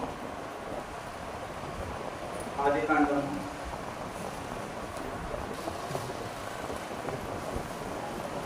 3వ అధ్యాయం ఆదికాండం 3వ అధ్యాయం 6-7 వచనాలు అందరం కలిసి చదువుతున్నాం. ఆదికాండం 3వ అధ్యాయం 6-7. స్త్రీ ఆ వృక్షము ఆకారమునకు మంచిది, కన్నులకు అందమైనది, ప్రేరేపించిన ఆనందాన్ని చూసినప్పుడు ఆమె తన పనులు కొన్ని తీసుకుని తిని తనతో పాటు తప్పించిన మొదలుపెట్టాను. అప్పుడు వారిద్దరి పనులు తెరవబడిన వారు తమ దిగంబరులను తెలుసుకొని అందులో పాపం కొట్టి తమకు అక్షరం తెలుసుకుని దేవుని సహాయం కొట్టి ప్రార్థన నేర్పించు. ప్రేమ తండ్రి, నమ్మకమైన దేవ, అద్భుత ఆశ్చర్యకరమైన చేయవాడ నిన్న నేను తెలుసుకున్న తండ్రి, మా రక్షకుడు యేసుక్రీస్తు అతి పరిశుద్ధ నామములో ఈ ఉదయకాలం ప్రభా మధ్యాహ్నం సంఘంగా ఈ పాదాల చెంత చేరి ప్రభా నేను హృదయపూర్వకంగా ఆత్మీయతో సత్యంతో ఆరాధించే భాగ్యం మాకు సంఘంగా చేసిన తరుణం సమయం ఆదిత్య ప్రభా ఆరాధన వర్తంలో ప్రభా కన్ను గురించి నీ వాక్యంలో కొన్ని మాటలు మాతో మాట్లాడుతూ వినిపించినందుకు, నీ ఆత్మతో వినిపించినందుకు అందరూ ప్రభా మరి ఒకసారి బలవర్తమానంలో కూడా నీతో పాటు భోజనం బలలో కూర్చున్న వారిలో గుడ్డివారు కన్ను లేని వారు కూడా ఉన్నారు. వాళ్ళ ఎలా వరకులో కొన్ని ప్రభా తలంపులని వాక్యంలో చూస్తూ వచ్చాం. అట్లాగే ప్రభా ఆఖరి వర్తమానంలో కూడా కన్నుల గురించి ప్రభా మరికొన్ని తలంపులు తీసుకొని ప్రభా మేము అటు తిరిగి వెళ్ళేలాగా మీరే సాయం చేయండి. అక్కడ మీరే మాతో మాట్లాడి ఇక్కడ కూర్చున్న వారు ప్రభా ఆత్మీయంగా చిన్నవాడిని ప్రభా అయినా సరే ఆ దినంలో అనేకుల మంది ఆహారం ప్రభా చిన్నవాడిని 5 రొట్టెలు 2 చేతులు మీ చేతిలో పెట్టగా ఆ చిన్నవాడిని వద్ద ఉన్న రొట్టెల ద్వారా మీరు అనేకులు ఆపత్తి ఇచ్చారు ప్రభా. ఇక్కడ కూర్చున్న వారితో నేను చిన్నవాడిని అయితే నా దగ్గర ఉన్నాయి కొంచెం మీ చేతిలో పెట్టుచుండగా మీరు అందరూ విలిచి వడ్డించమని నన్ను నేను తగ్గించుకుంటూ మీ నామాన్ని హెచ్చిస్తూ నన్ను ఆ వారం మీ రక్త పక్షులు తెచ్చుకుంది. మరి ఒకసారి వెనుగరించబడు నాకు మాకు అనుగ్రహించమని మరి ఒక్కసారి నా పట్ల నీ వాగ్దానాన్ని జ్ఞాపకం చేసుకుంటూ ఈ వాగ్దానం నా పట్ల నెరవేరుస్తూ వస్తున్నందుకున్నారు. ఈ దినం ప్రభా 3వ వర్తమానంకి నిలబడుచుండగా మీరే గణితనప్పుడు నాకు మాకు అనుగ్రహించమని యేసు నామములో వేడుకొని ప్రార్థిస్తున్నాం తండ్రి.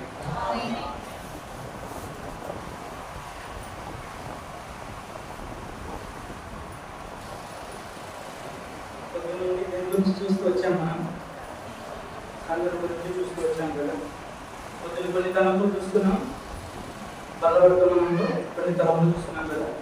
ఆఖరి వర్తమానం నిమిత్తము ఇంకా కొన్ని తలంపులు దేని వాక్యం ఉంటే మనం చూస్తున్నాం. ఇప్పుడే చదువుతున్నాం కదా 3వ అధ్యాయం 7వ వచనం ఎవరిని చదవండి. అప్పుడు వాళ్ళిద్దరి కన్నులు తెరవబడిన కాలుగా నిజంబరులను తెలుసుకోలేదు. అంజూర కాపులు పుట్టి తనకు కచ్చడం చేస్తుంది. ఏంటిది? మన తలను మర్చిపోతుంది. ఏంటిది? కన్నులు. ఎవరి కన్నులు తెరిచాడంటే దేవుడు ఆదాము అవ్వదు కన్నులు తెరిచాడంట. కొన్ని తలంపులు దేవుడు కన్నులు తెరవడం గురించి, కొన్ని తలంపులు 50 వరకు మనం చూస్తున్నాం. మొదటి తలంపు ఏంటిది? దేవుడు ఆదాము అవ్వల కన్నులు తెరిచాడంట. ఏంటిది? దేవుడు ఆదాము అవ్వల కన్నులు తెరవబడిన. ఎప్పుడు? 3వ అధ్యాయం 7వ వచనం. ఆదాము అవ్వల కన్నులు తెరవబడుట అంటే ఏంటి? ఆదాము అవ్వల కన్నులు తెరవబడుట అంటే ఏమిటి? ఇక్కడే ఉంది కదా. ఏంటి? కన్నులు తెరిచిన తర్వాత వారు ఏంటి? తాము దిగంబరం అని తెలుసుకున్నారు. అంత ముందల దిగంబరం అని తెలియలేదు. ప్రశ్న, కన్నులు తెరవక ముందు ఎందుకు దిగంబరుడు ఆదాము అవ్వాలని తెలుసుకోలేదు?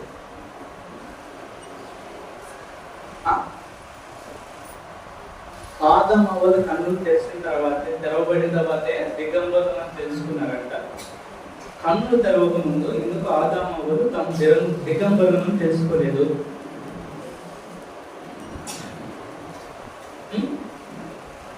చాలా రీజన్స్ ఉన్నాయి బైబిల్లో. దేవుడు నాకు ఇచ్చిన కొన్ని తలంపులు ఎంతో పంచుకున్నాను. ఏంటి? మొదటి తలంపు ఏంటి? దేవుడు ఆదాము అవ్వల మొదటి తలంపు ఆదాము అవ్వలు కన్నులు తెరవబడి. అది దేని గురించి మాట్లాడుతుంది చూడండి. తెరవబడక ముందు కన్నులు తెరవబడిన తర్వాత వాళ్ళు దిగంబరులను తెలుసుకున్నారంట. కన్నులు తెరవబడక ముందు వాళ్ళు దిగంబరులను తెలుసుకోలేదు. బైబిల్లో చాలా కారణాలు ఉన్నాయి. దేవుడు నాతో మాట్లాడిన కొన్ని తలంపులు మీతో పంచుకోవాలనుకున్నాను. చూడండి,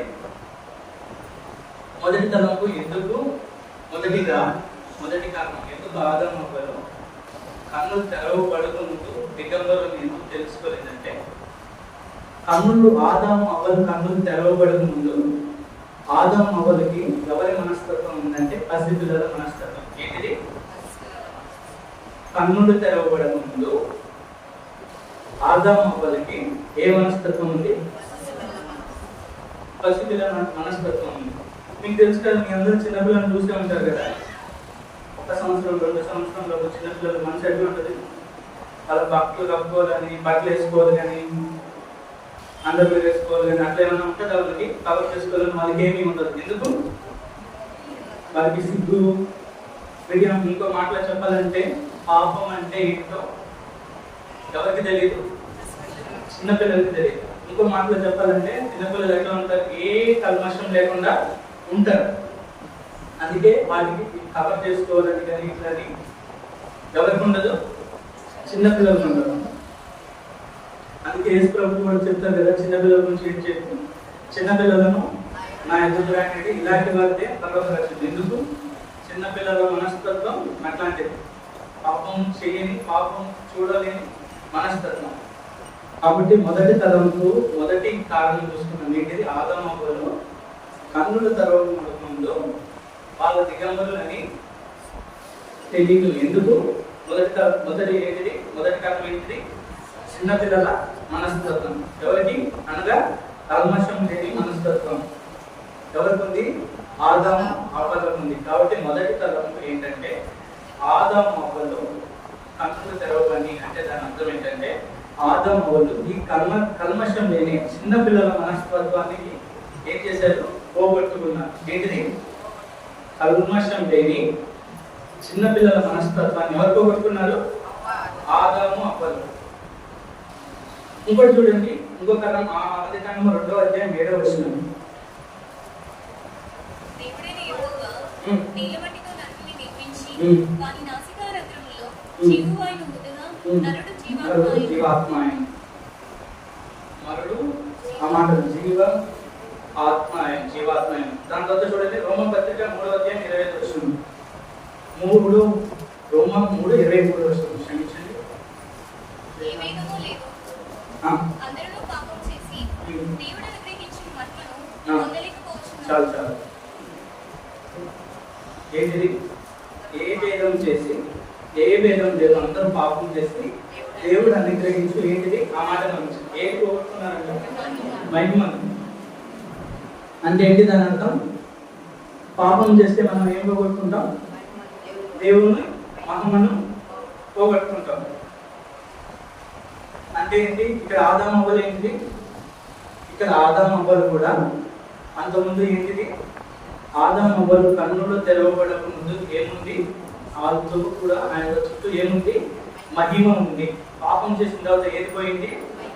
మహిమ పోయింది. కాబట్టి వాళ్ళు దిగంబరులని తెలుసుకున్నారు. అంతకుముందు మహిమ ఉంది కాబట్టి కన్నులు తెరవక ముందు వాళ్ళు దిగంబరులని తెలుసుకోలేదు. ఇది మీకు అర్థం కావడానికి ఒక ఎగ్జాంపుల్ చెప్తున్నాను. మీకు టార్చ్ లైట్ తెలుసు కదా? టార్చ్ లైట్ తెలుసు కదా? స్విచ్ ఆన్ చేస్తే లైట్ బీమ్ అంటుంది. ఇప్పుడు నేను ఇక్కడ నుంచొని నా చేతిలో టార్చ్ లైట్ పెట్టుకొని ఆన్ చేశాను అనుకోండి. ఏంటిది? టార్చ్ లైట్ ఆన్ చేసుకోండి. మీ అందరికి ఒక ప్రశ్న, నేను టార్చ్ లైట్ ఆన్ చేసినప్పుడు మీకు వెలుగు కనపడుతుందా? లోపల ఉన్న ఫిల్మెంట్ కనపడుతుందా? వెలుగు కనపడుతుంది. లైట్ ఆన్ చేసినప్పుడు వెలుగు కనపడుతుంది కానీ లోపల ఉన్న ఫిల్మెంట్ కనపడుతుంది. ఫిల్మెంట్ ఎప్పుడు కనపడుతుంది? లైట్ ఆఫ్ చేసినప్పుడు లోపల ఉన్న ఫిల్మెంట్ కనపడుతుంది. ఆన్ లో ఉన్నప్పుడు ఫిల్మెంట్ కనపడుతుంది. అట్లాగే లైట్ అనేది దేవుని మహిమ, ఫిల్మెంట్ అనేది మన బాడీ. బాడీ అంటే ఏంటి? శరీరం. పాపం చేయకముందు మన శరీరం చుట్టూ ఏముంది? వెలుగు అనగా ఏంటి? మహిమ. మహిమ ఉన్నప్పుడు లోపల ఫిలమెంట్ కనపడుతుంది. ఫిలమెంట్ అంటే ఏంటి? శరీరం. అంతకుముందు ఆదాము హవ్వలు కన్నులు తెరవక ముందు వాళ్ళ శరీరం చుట్టూ ఏది ఉంది? దేవుని మహిమ ఉంది. కాబట్టి వాళ్ళు దిగంబరులని తెలియదు. కానీ కన్ను తెరవబడిన తర్వాత వాళ్ళకి ఏం చేశారు? పాపం చేశారు. కాబట్టి ఏమైంది? దేవుని మహిమ పోయింది. దేవుని మహిమ పోతే లైట్ ఆఫ్ చేస్తే ఏమైతుంది? లోపల ఫిలమెంట్ కనపడినట్లు వాళ్ళ మహిమ పోయింది. కాబట్టి ఏమొచ్చింది? వాళ్ళ దిగంబరం కనపడింది. ఏంటిది? వాళ్ళ దిగంబరత్వం కనపడింది. కాబట్టి మనం ఏం చూసుకున్నాం? మొదటి తలంపు ఆదాము హవ్వలు కన్నులు తెరవబడుట అంటే ఏంటి? మొదటి తరం చూసుకున్నాం. దేవుడు ఆదాము హవ్వలు కన్నులు తెరవబడుట అంటే ఏంటి? దాని అర్థం ఏంటంటే పాపానికి, శాపానికి, మరణానికి తలుపులు తెరవటం అని అర్థం. ఏంటిది? ఆదాము హవ్వలు కన్నులు తెరవబడుట అంటే దాని అర్థం ఏంటి? పాపానికి, శాపానికి, మరణానికి తలుపు తెరవటం. పాపం చేయబట్టే కదా ఇవన్నీ వచ్చినాయి. అట్లు దేవుడు మనకిచ్చిన ఆజ్ఞలను మనం అతిక్రమించకుండా ఉంటే మనం కూడా అట్లా కాపాడబడతాం. లేదంటే వీళ్ళలాగా అవుతాం. ఏంటిది? అట్లా దేవుడు మనలను ఆయన ఆజ్ఞను అతిక్రమించకుండా చేయగలట. మొదటి తరపు మొదటిగా ఎవరి గురించి చూసుకున్నాం? ఆదాము హవ్వల కన్నులు తెరవబడుట గురించి చూసుకున్నాం. తెరవబడిన ముందు వాళ్ళకి దిగంబరులని తెలియదు. కన్నులు తెరవబడిన తర్వాత దిగంబరులని తెలిసింది. ఎందుకనేది 2 కారణాలు చూసుకుంది. మొదటి తలంపు. రెండో తలంపు చూద్దాం. చూడండి లూకా సువార్త 24 అధ్యాయం. లూకా 24. లూకా సువార్త 24 అధ్యాయం 29, 30, 31 చదవండి.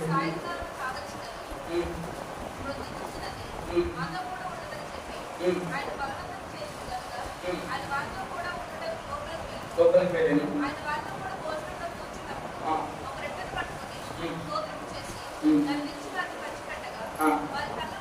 ఆ మాట గమనించండి. వారి కన్నులు తెరవబడి ఆయన గుర్తుపెట్టి అంతటా ఆయన వారికి. ఆ తర్వాత 24 అధ్యాయం 15, 16.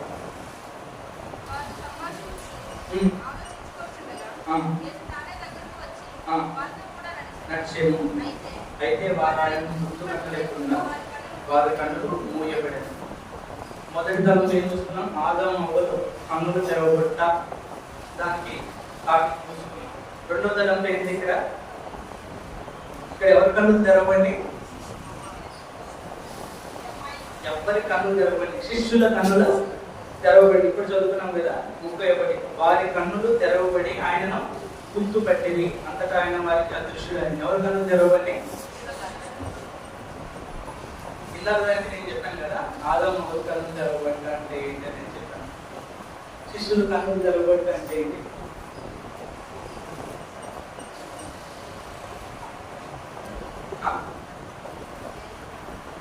ప్రతిదానికి ఆ దాంట్లో ఉంటుంది. అవసరం చెప్పారు కదా, ఏ దర్శనంలోనైనా ఆ పారాగ్రాఫ్ ఉంటుంది. చూడండి, నేనే చెప్తాను, మరి లేట్ అవుతుంది కాబట్టి. చూడండి, లూకా సువార్త 24 అధ్యాయం 25వ వచనం చదవండి. అందుకు ఆయన అవివేకులారా, ప్రవక్తలు చెప్పిన మాటలన్నింటినీ నమ్మని మందమతులారా, క్రీస్తు ఇలాగ శ్రమపడి తన మహిమను ప్రవేశించాలని కారణంగా వార్త చెప్పాను. దాని అర్థం ఏంటి? శిష్యుల రెండో తలం తీసుకున్నాం. రెండో తలం ఏంటి? శిష్యుల కన్నులు తెరవబడి. శిష్యుల కన్నులు తెరవబడటం అంటే ఏంటి? దాని అర్థం ఇక్కడే ఉంది. ఏంటిది? వాళ్ళ అవివేకం పోవటం, వాళ్ళ అపనమ్మకం పోవటం. ఏంటిది? 25వ వచనంలో ఉంది కదా, అంతకుముందు వాళ్ళు ఏమన్నారు? కళ్ళు తెరవకముందు వాళ్ళు ఎట్లా ప్రవర్తించారు? అవివేకులాగా ప్రవర్తించారు. రెండోది, నమ్మని మందమతులారా అంటే అపనమ్మకంతో ఉన్నారు. ఎప్పుడు? శిష్యులు కళ్ళు తెరవకముందు ఎట్లా ఉన్నారు? శిష్యులు కన్నులు తెరవడం అంటే దాని అర్థం చూస్తున్నాం. కన్నులు తెరవడం అంటే దాని అర్థం వాళ్ళ అవివేకం పోవటం, వాళ్ళ అపనమ్మకం పోవటం. శిష్యులు కన్నులు తెరవబడకముందు ఎట్లా ఉన్నారు? అవివేకంతో, నమ్మని మందమతులారా అపనమ్మకంతో ఉన్నారు. అంటే ఏంటి దాని అర్థం? సిలువకు ముందు వరకు ఇక్కడ చూసారు కదా, ఇందాక 15-16 చూసుకున్నాం కదా. ఏంటిది 15-16? ఆ 16 అయితే వాళ్ళని గుర్తుపట్టలేకుండా వారి కన్నులు మోయబడినాయి. శిష్యుల కన్నులు ఏమైనాయి అంట? మోయబడి.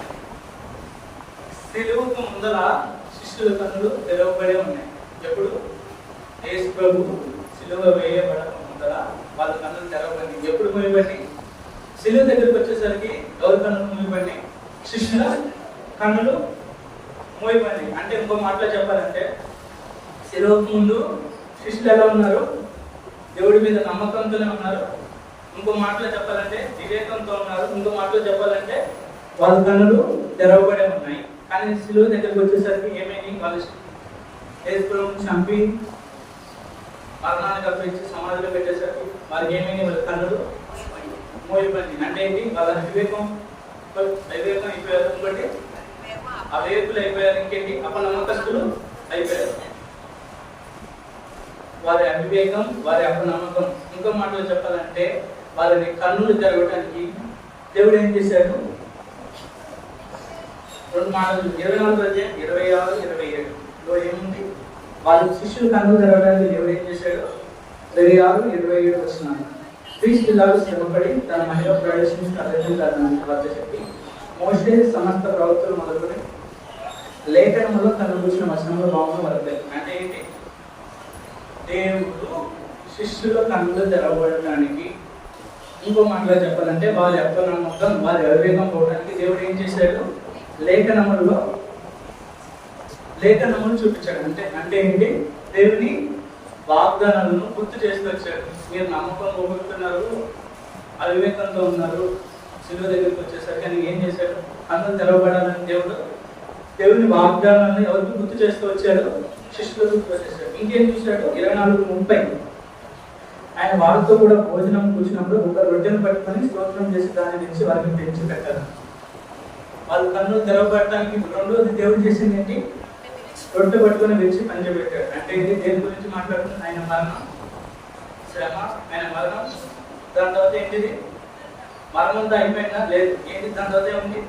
పునరుత్థానం. దాని గురించి ఆయన బల్ల అంటే మరణం, పుస్తకం పునరుద్ధానం గురించి జ్ఞాపకం చేసినప్పుడు, ఆయన వాగ్దానాల గురించి జ్ఞాపకం చేసినప్పుడు, దాంతో దాని మరణ పునరుత్థానం గురించి జ్ఞాపకం చేసినప్పుడు, అప్పుడు శిష్యులు కనుక ఏమైనాయి? తెరవబడినాయి. ఒకవేళ ఇక్కడ కూర్చున్న వాళ్ళు ఎవరైనా సరే ఈ శ్రమలు అనే శిలువానుభవంలో వెళ్తూ, ఇక్కడ కూర్చున్న వాళ్ళు ఎవరైనా ఈ శ్రమలు అనే శిలువానుభవంలో మీరు వెళ్తూ ఒకవేళ అవివేకులు అయిపోయారేమో, అపనమ్మకస్తులు అయిపోయారేమో, మీరు కూడా ఏం చేయాలి? ఈ శ్రమాలలో ఎక్కువ భారం అయిపోయి ఒకవేళ అవివేకులు అయిన అపనమ్మకస్తులు అయిపోతే మీరు కూడా ఏం చేయాలి? శిష్యులాగా దేవుని వాగ్దానాలను జ్ఞాపకం చేసుకోవాలి. అంటే ఏంటి? దేవుడు వాగ్దానం చేస్తే తప్పకుండా నెరవేరుస్తాడు అనంతా. ఇంకేంటిది? ఆయన బలను జ్ఞాపకం చేసుకున్నాను. బలలో ఏముంది నేను చెప్పాను. అంటే ఏంటి? ఆయన మరణ, భూస్థాపన, పునరుద్ధానం. అంటే ఏంటి? సిలువ తర్వాత అంటే శ్రమ తర్వాత మరణం, మరణం తర్వాత సమాధి, సమాధితోనే అంతము కాదు. దాని తర్వాత ఏముంది? పునరుద్ధాన శక్తి ఉంది. ఆ శక్తి ముందర ఏ అడ్డురాయైనా, ఏ మూయబడిన రాయైనా ఏం చేయాల్సిందే? తెరవబడాల్సిందే. నీ జీవితంలో కూడా ఈ సిలువ అనే శ్రమలు చూసి ఇంకా నా పని అయిపోయింది, నాకు ఆరోగ్యం ఇవ్వండి, ఇంకా తెరవడం కష్టం, ఇంపాసిబుల్ అని నువ్వు కూడా శిష్యులాగా అనుకుని అవివేకంతో అపనమ్మకస్తులు ఉంటే మరొకసారి దేవుని వాగ్దానాన్ని జ్ఞాపకం చేసుకో. మరొకసారి ఆయన మరణ, భూస్థాపన, పునరుద్ధానం జ్ఞాపకం చేసుకో. అప్పుడు ఏమవుతుంది? ఏ మూయబడిన రాయైనా, ఏ అడ్డు రాయైనా ఏమైతే పునరుద్ధాన శక్తి ముందు ఏది ఉండదు. పునరుద్ధాన శక్తి ముందు ఏ మూయబడిన రాయైనా ఏమవుతుంది? తెరవబడుతుంది. ఒక మాట ఎప్పుడు గుర్తుపెట్టుకుంటుంది, మన పని ఎప్పుడు చాప్టర్ రోజు ఇంకే మనకి ద్వారాలు తెరవబడమని మనం ఎప్పుడు అనుకున్నా అలాంటి పరిస్థితులు ఎప్పుడు వచ్చిన ఆయన వాగ్దానం జ్ఞాపకం చేసుకోవాలి. మరణం, భూస్థాపన, పునరుత్థానం జ్ఞాపకం చేసుకోవాలి. పునరుత్థానం దేని గురించి మాట్లాడుతుంది? ఎలాంటి ఎంత ఎండైనా, ఎలాంటి సందర్భమైనా ఇంకా అయిపోయింది, సమాధితో సమాప్తం అనుకున్నా, ఇంకా అంతే, డోర్ మనకి తెరవబడవు, ఇంకా మూయబడే ఉంటాయి మన జీవితంలో అని అనుకుంటున్నా, ఏమైతుంది? వాళ్ళకి resurrection power is at to come. అంటే ఏంటి? నువ్వు ఇప్పటి వరకు శ్రమల నుండి వెళ్తున్నాను, శ్రమల ద్వారా మరణం నుండి వెళ్తున్నాను, సిలువ అనే శ్రమ ద్వారా అంతటితో సమాప్తం కాదు. దాని తర్వాత ఏముంది? పునరుత్థాన శక్తి ఉంది. అప్పుడు ఏ మోయబడిన ద్వారాలు, నీకు ఏ ద్వారం మోయబడినా దేవుడు ఏం చేస్తాడు? తెలుస్తాడు. రెండు తలంపులు చూసుకున్నాం. మొదటిది ఏంటి? ఆదాము హవ్వ కన్నులు తెరవబడతా. రెండోది ఏం చూసుకున్నాం? శిష్యుల కన్నులు తెరవబడతా. మూడోది చూసుకున్నాం. చూడండి, నేనేం ఎక్కువసేపు చెప్పను, తొందరగా చూస్తే కీర్తనలో 119 అధ్యాయం 3వ తలం. కీర్తనలు 119 అధ్యాయం 18వ వచనం చదవండి.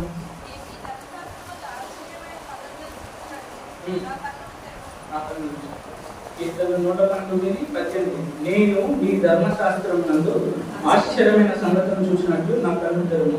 ఇది ఎవరు ప్రార్థన? దావీదు. అంటే మూడో తరపు దేవుడు ఎవరి కన్ను తెరిచినట్టు? మొదటిది ఆదాము ఎవరి కన్ను తెరిచాడు? తెరవబడటం చూసాం. రెండోది శిష్యుల కన్ను తెరవబడటం చూసాం. మూడోది ఏం చూసుకున్నాం? దావీదు కన్ను తెరవబడ్డ. దీని గురించి చెప్పాల్సిన పని లేదు అనుకుంటున్నాం. దానికి అక్కడే మీనింగ్. దేవుడు దావీదు కన్ను తెరవబడినట్లు ప్రభా నా కన్నులు తెరవమని ప్రార్థన చేశాడు. అంటే దావీదు కన్నులు తెరవబడ్డ అంటే దాని అర్థం ఏంటి? అక్కడే ఉంది కదా ఏంటి? నేను నీ ధర్మశాస్త్రం నందు, అంటే ఆయన వాక్యం నందు ఆశ్చర్యమైన సంగతులను చూసినట్లు నా కన్నులు. ఇది ఎవరి ప్రార్థన? ఎప్పుడైనా నువ్వు చేసేవాళ్ళ దావీదులాగా, ప్రభా నీ వాక్యం చదువుకున్నా ఈరోజు, దీని అర్థం నాకు తెలియదు, మీరే నాతో మాట్లాడాలి అని ఎప్పుడన్నా ప్రభా నీ ధర్మశాస్త్రంలో ఆశ్చర్యమైన సంగతులు ఉన్నాయి, కొన్ని మాకు కనపడట్లేదు, వాటిని కనపడగలను వేసి నా కన్నులు తెలుగు అని ప్రార్థన చేసి ఎప్పుడైనా బైబిల్ చదివినా మనకు దావీదులాగా. ఒక గంట చదివితే ఏమవుతుంది? నీ కన్నులు దేవుడు తెలుస్తాడు. ఒక గంట అట్లా ప్రార్థన చేసి నువ్వు గంట బైబిల్ చదివితే అప్పుడు దేవుడు నీకు కూడా నీ కన్నులు తెలుస్తాడు. దావీదు దేవుని హృదయానుసారుడు కదా, హృదయానుసారుడా కాదా? హృదయానుసారుడే. మళ్ళీ హృదయానుసారుడికి దేవుని వాక్యంలోని లోతైన సంగతులు, మర్మాలు, ఇంకో మాటలో చెప్పాలంటే ఆశ్చర్యమైన సంగతులు బయలుపరచమని ప్రార్థన చేస్తే దావీదు లాంటి హృదయానుసారుడికే దేవుని మర్మాలను,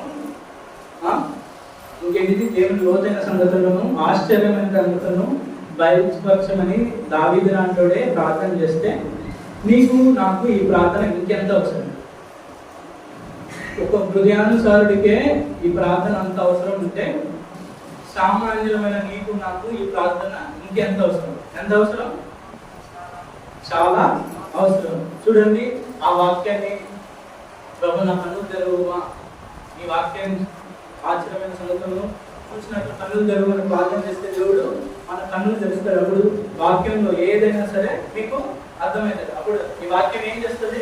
చాలా ఉంది కదా, అట్లా కన్నులు తెరిస్తే దేవుడు దావీదు కన్నులు కూడా తెరిచాడంట. ఎట్లా? ఆశ్చర్యమైన ఆయన ధర్మశాస్త్రము, ఆయన వాక్యంలో ఉండే ఆశ్చర్యమైన వాక్యం చూసేలాగా దేవుడు దావీదు కన్నులు తెరిస్తే ఆ వాక్యాన్ని బట్టి దావీదు ఏం చేశాడు? చూడండి, 119:1 ఆయన వాక్యం చేసింది నిర్దోషంగా నడుచుకునేటప్పుడు చేసింది. ఏంటిది? దేవుడి దగ్గర నుండి ప్రార్థన చేసి చదివిన తర్వాత ఆ వాక్యం ఎట్లా సహాయపడింది దావీదుకి? నిర్దోషంగా నడిచేలాగా సాయం చేస్తుంది దేవుని వాక్యం. నువ్వు కూడా దేవుని అట్లా అడిగి నువ్వు కూడా చదువుకుంటే నిన్ను కూడా దేవుడు నిర్దోషుల్లా నడిచేలాగా చేస్తాడు. ఎందుకంటే 119:3 ఆయన మార్గంలో నడుచుకుంటూ ఏ పాపము చేయదు. 11 ఈ ఎదుట నేను పాపం చేయకున్నట్లు నా ఎదుట నేను వాక్యం ఉంచుకున్నాను. ఇంకోటి ఏం చేస్తుంది? పాపం చేయకుండా ఆపుతుంది. ఏంటిది? ఆయన వాక్యం. చూడండి, 119:9 చాలు. ఏంటిది? మన నడతను ఆయన వాక్యం ఏం చేస్తుంది? శుద్ధి చేస్తుంది. 119:14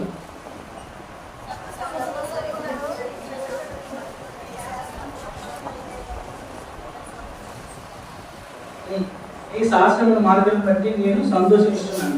అంటే ఏమిస్తుంది? ఆయన వాక్యం దావీదుకి ఏమిస్తుంది? సంతోషం ఇస్తుంది. 119:25 ప్రకారం ఆయన వాక్యం ఏం చేస్తుంది?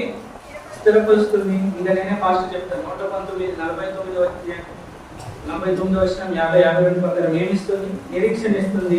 ఆ 3 వచనం చదువుకోండి. 49:50-52 నేను చెప్తాను, టైం లేదు. నిరీక్షణ ఇస్తుంది, నెమ్మదిస్తుంది, బ్రతికిస్తుంది, ఇంకేం చేస్తుంది? ఓదార్పు ఇస్తుంది.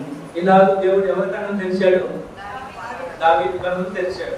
నేను కూడా ఎప్పుడు బైబిల్ చదువుకున్నా ఈ ప్రేయర్ చేసుకుని దేవుడిని అడిగి, నా దగ్గర బుక్ ఉంటుంది, ఖాళీ ఇంత పొద్దున్న చెప్పాను కదా, యోగాన్ దేవుడు ఏం చెప్పినా యోగాన్ ఏం చేశాడు? రాసుకున్నాను. నేను కూడా అంతే, బుక్ ఖాళీ బుక్ బైబిల్ ఉంటుంది. అంటే ప్రభా నువ్వు ఏం చెప్పావో అదే చెప్తా, ఇంకా ఏది చూడని ఎవ్వరిని అడగను. కాబట్టి అప్పుడు ఏం చేస్తాడు? దేవుడే బయలుపరుస్తాడు. దేవుడే యోహాను బయలుపరిచినట్టు, దావీదు బయలుపరిచినట్టు దేవుడు మనకు కూడా బయలుపరుస్తాడు. 2 తలంపులు చూస్తున్నాం. ఏంటిది? మొదటిది ఏంటి?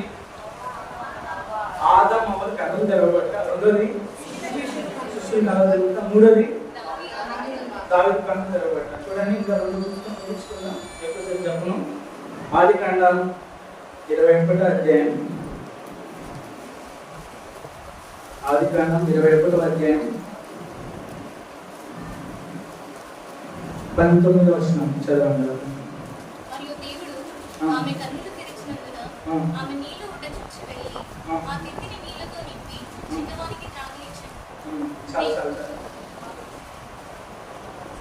ఇప్పుడు చెప్తున్నాను కదా, ఆదికాండం 21:19 ప్రకారం మరియు దేవుడు ఆమె కన్నులు తెరిచినందున ఆమె నీళ్ళ చూడ చూచి వెళ్ళి ఆ తిత్తిని నీళ్లతో నింపి చిన్నవానికి త్రాగనిచ్చాడు.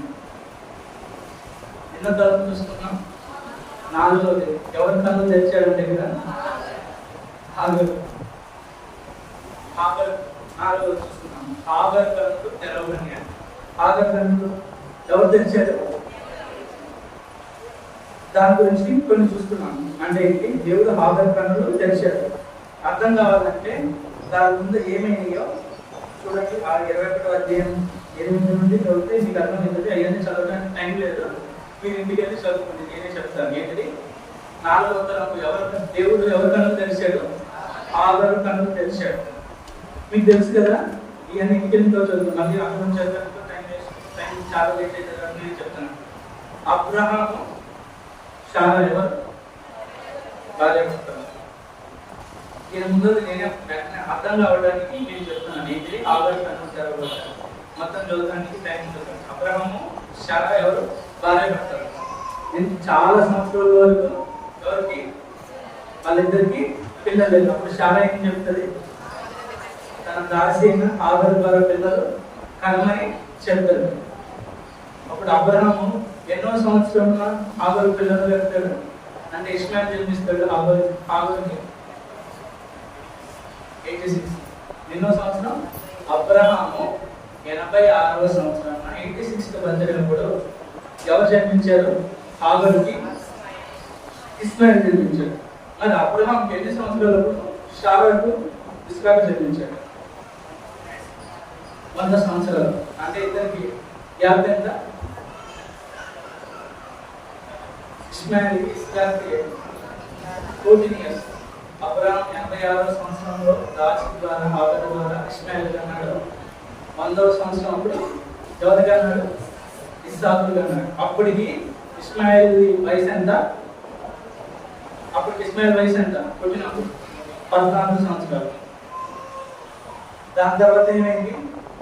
ఇస్హాకు 100 సంవత్సరాలకి ఇస్హాకు జన్మించాడు. ఎవరికి? శారాకి. తర్వాత ఇస్హాకు పాలు విడిచిన వాడే. పాలు విడిచిన ఏజ్ వచ్చేసరికి అబ్రహాం ఏం చేస్తాడంటే దాంట్లోనే ఉంది. ఆ అధ్యాయంలో ఇంటికి వెళ్ళి చదవమని చెప్తున్నాను, ఎందుకంటే లేట్ అవుతుంది కాబట్టి. ఏంటిది? పాలు విడిచే టైంకి అబ్రహాం ఏం చేస్తాడంటే విందు ఏర్పాటు చేస్తాడు. చాలా గొప్ప విందు. 21:9 ఉంటుంది. అప్పుడు అబ్రహాము చూడండి, దాని తర్వాత విందు ఏర్పాటు చేస్తే విందు అంతా బాగానే జరుగుతుంది. కానీ విందులో ఇస్మాయిల్ ఎక్కిరిస్తూ ఉంటాడు. ఏంటిది? ఆ విందులో ఇస్మాయిల్ అప్పుడు ఎన్ని సంవత్సరాలు? 14. అప్పుడు ఏం చేస్తున్నాడు ఇస్మాయిల్? చూడండి, ఇప్పుడే చూసాను కదా దేవుడు. అప్పుడు అబ్రహామునకు ఐగుప్తురాలైన హాగరు కన్న కుమారుడు పరిగెత్తించుట సాధించు. అంటే ఏంటి? పేదం చేస్తున్నాడు, ఎక్కిరిస్తున్నాడు. ఎవరు? హాగరు కుమారుడు. ఎవరు? ఇస్మాయిల్. చూస్తే అప్పుడు అఫెండ్ అయింది. ఎవరు? శారా. అప్పుడు ఏం చేసింది శారా?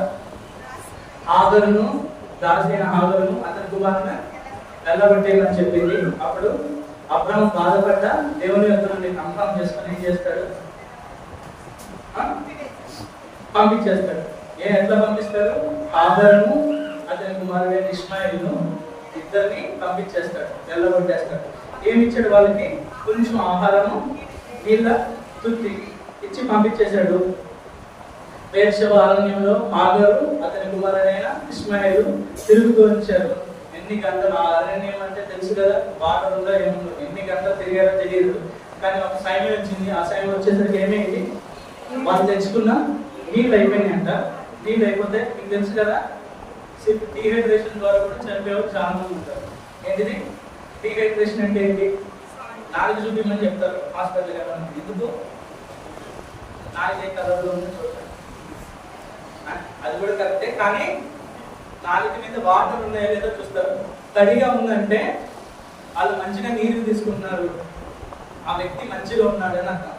నాలుగు పొడిగా ఉందంటే దాని అర్థం డీహైడ్రేషన్. అంటే శరీరంలో నీరేం లేదు, అది సివియర్ అయితే చనిపోతారు. మోడరేట్ అయితే కొంచెం మార్పు సివియర్ ఉన్నప్పుడు ఏం చేస్తారు, వెంటనే సెలైన్ పెట్టి 2-3 ఫ్లూయిడ్స్ ఇస్తారు. అప్పుడు నాలుక మీద డీహైడ్రేషన్ పోయి వాటర్ వస్తుంది. అంటే నాలుక పొడిగి ఉంటే ఏంటి, డీహైడ్రేషన్ అయినట్టు. అట్లా రోజు వెంటనే అడ్మిట్ చేస్తారు. నాలుక బాగానే ఉందంటే మందులు రాసి పంపిస్తారు.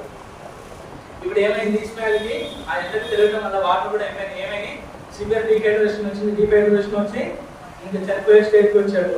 చనిపోయే స్టేజ్కి వచ్చినప్పుడు ఆగర్ ఏం చేసింది, అమ్మ కుమారుడు చనిపోవడం, ఇష్టమైన వాళ్ళు చనిపోవడం మనం చూడలేం కదా. వెంటనే ఏం చేసింది, దూరంగా పెట్టి చూస్తూ నేను చనిపోవడం నేను చూడలేనని ఎక్కడ దూరంగా కూర్చుంది. కొంతమంది క్రికెట్ మ్యాచ్ చూస్తూ ఉంటారు, ఇష్టమైన ఇండియా గెలుస్తుందంటే చూస్తారు, ఓడిపోతుందంటే ఏం చేస్తారు, చూడలేక కట్ చేస్తారు. అట్లా ఇక్కడ కూడా ఏంటి, ఆగరు మరణం చూడలేక తన కుమారుని దూరంగా కూర్చొని చూస్తుంది, ఏడుస్తుంది. ఆ మాట గమనించండి. 21:16 ఎవరైనా చదవండి.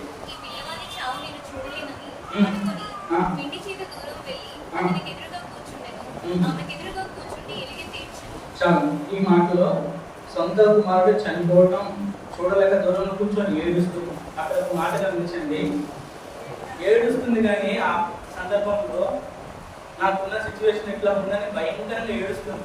ప్రభా ఇక్కడ చనిపోతాడని చెప్పి ఏడుస్తుంది. కానీ ఆఖరి ఏం చేయలేదు, ప్రార్థన చేయలేదు. 21:16 ఏంటి, ఆఖరి ఏడుస్తుంది కానీ తనకున్న సిచ్యువేషన్స్ బట్టి కానీ ప్రార్థన చేయలేదు. కానీ ఎవరు ప్రార్థన చేశారు, 21:17 దేవుడు ఆ చిన్నవాణి ఎవరు ప్రార్థన చేశాడు, ఆఖరి ఏడుస్తుంది కానీ సందర్భాలు బట్టి వచ్చిన సిచ్యువేషన్స్ బట్టి ప్రార్థన చేయలేదు.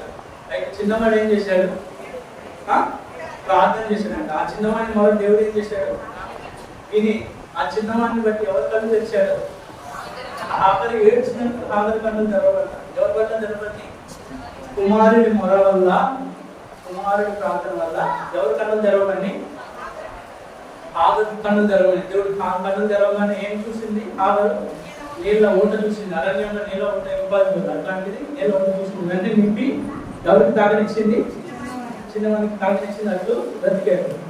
దాని అర్థం ఏంటి, ఇది దేని గురించి మాట్లాడుతుంది, ఆఖరు కన్నులు తెరవడం అంటే దాని అర్థం God will provide all your needs. అంటే ఏంటి, ఆఖరు కన్నులు తెరవబడటం దాని అర్థం ఏంటంటే దేవుడు నీ అక్కరను ప్రతి అవసరం దేవుడు తీరుస్తాడు అని దానికి అర్థం. కాబట్టి ఇదే విధంగా ఒకవేళ నీ ఇంట్లో కనుక మీ ఫాదర్ కానీ, లేదంటే మీ అమ్మ కానీ, మీ నాన్న కానీ, లేదంటే మీ రిలేటివ్స్ కానీ దేవుడి మీద అంత విశ్వాసం అంత లేకపోయినా, ఎవరు మీ అమ్మ కానీ, మీ నాన్న కానీ, లేదా మీ కొడుకులు కానీ, మీ రిలేటివ్స్ కానీ, వాళ్ళకి దేవుడి మీద అంత విశ్వాసం అంత నమ్మకం లేకపోయినా నీ ప్రార్థన బట్టి దేవుడు ఎవరికన్నా తెలుస్తాడు. నీ ప్రార్థన బట్టి మీ అమ్మ ఎవరు రక్షించబడలేదో వాళ్ళ కన్నులు తెలుస్తాడు. ఇక్కడ ఎవరి ప్రార్థన బట్టి ఆఖరి కన్నులు తెరిచాడు దేవుడు, ఇస్మాయిల్ ప్రార్థన బట్టి దేవుడి కన్నులు తెరిచాడు. అట్లాగే మీ ఇంట్లో ఎవరన్నా ఇంకా ఇట్లా కన్నులు తెరవబడకుండా ఉంటే, అంటే దేవుడు తెరవకుండా ఉంటే, ఎవరి ప్రార్థన వల్ల వాళ్ళ కన్నులు తెరవబడితే నీ ప్రార్థనే. ఎవరి ప్రార్థన, నువ్వు కూడా ఇస్మాయిల్ లాగా ప్రార్థన చేస్తే నీ ప్రార్థన బట్టి ఆఖరు అంటే నీ కుటుంబ సభ్యుల కన్నులు దేవుడు తెరుస్తాడు. దాని అర్థం ఏంటి, ఆఖరు కన్నులు తెరవబడితే అంటే మనం చూస్తున్నాం ఏంటిది, God will provide all your needs. దేవుడు నీ ప్రతి అవసరాలు అక్కడను తీర్చువాడు. ఎలాంటి సందర్భం ఎలాంటి ఉన్నా ఇట్లా ప్రార్థన చేయడం నేర్చుకో దేవుని దగ్గర. ఖచ్చితంగా దేవుడు నీ అక్కడను తీర్చేవాడుగా ఉన్నాడు. 4 కారణాలు. మొదటిది ఏంటి, ఆదాము అవ్వల కన్ను తెరవబడటం. రెండోది శిష్యులు కన్ను తెరవబడటం. మూడోది దావీదు కన్ను తెరవబడటం. 4 ఆగర్ కన్ను తెరవడం. అంటే ఏంటి, ఆగర్ కన్ను తెరవబడటం దేవుడు నీ అంతరంలో ప్రతి అవసరాలను తీరుస్తాడు. ఆఖరి కన్నుగా చూసుకున్న 2వ రాజ్యం ఉంటారు.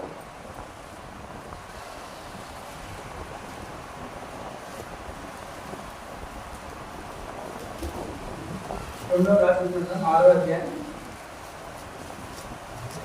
పేజ్ నెంబర్ 311 పేజ్ నెంబర్ 2వ రాజ్యం 6వ అధ్యాయం 17వ వచనం ఎవరు చదవండి. యెహోవా వీడు చూచినట్లు దయచేసి నేను కళ్ళు తెరవమని ఎలీషా ప్రార్థన చేయగా యెహోవా ఆ పనివాని కళ్ళను తెరవజేసెను కనుక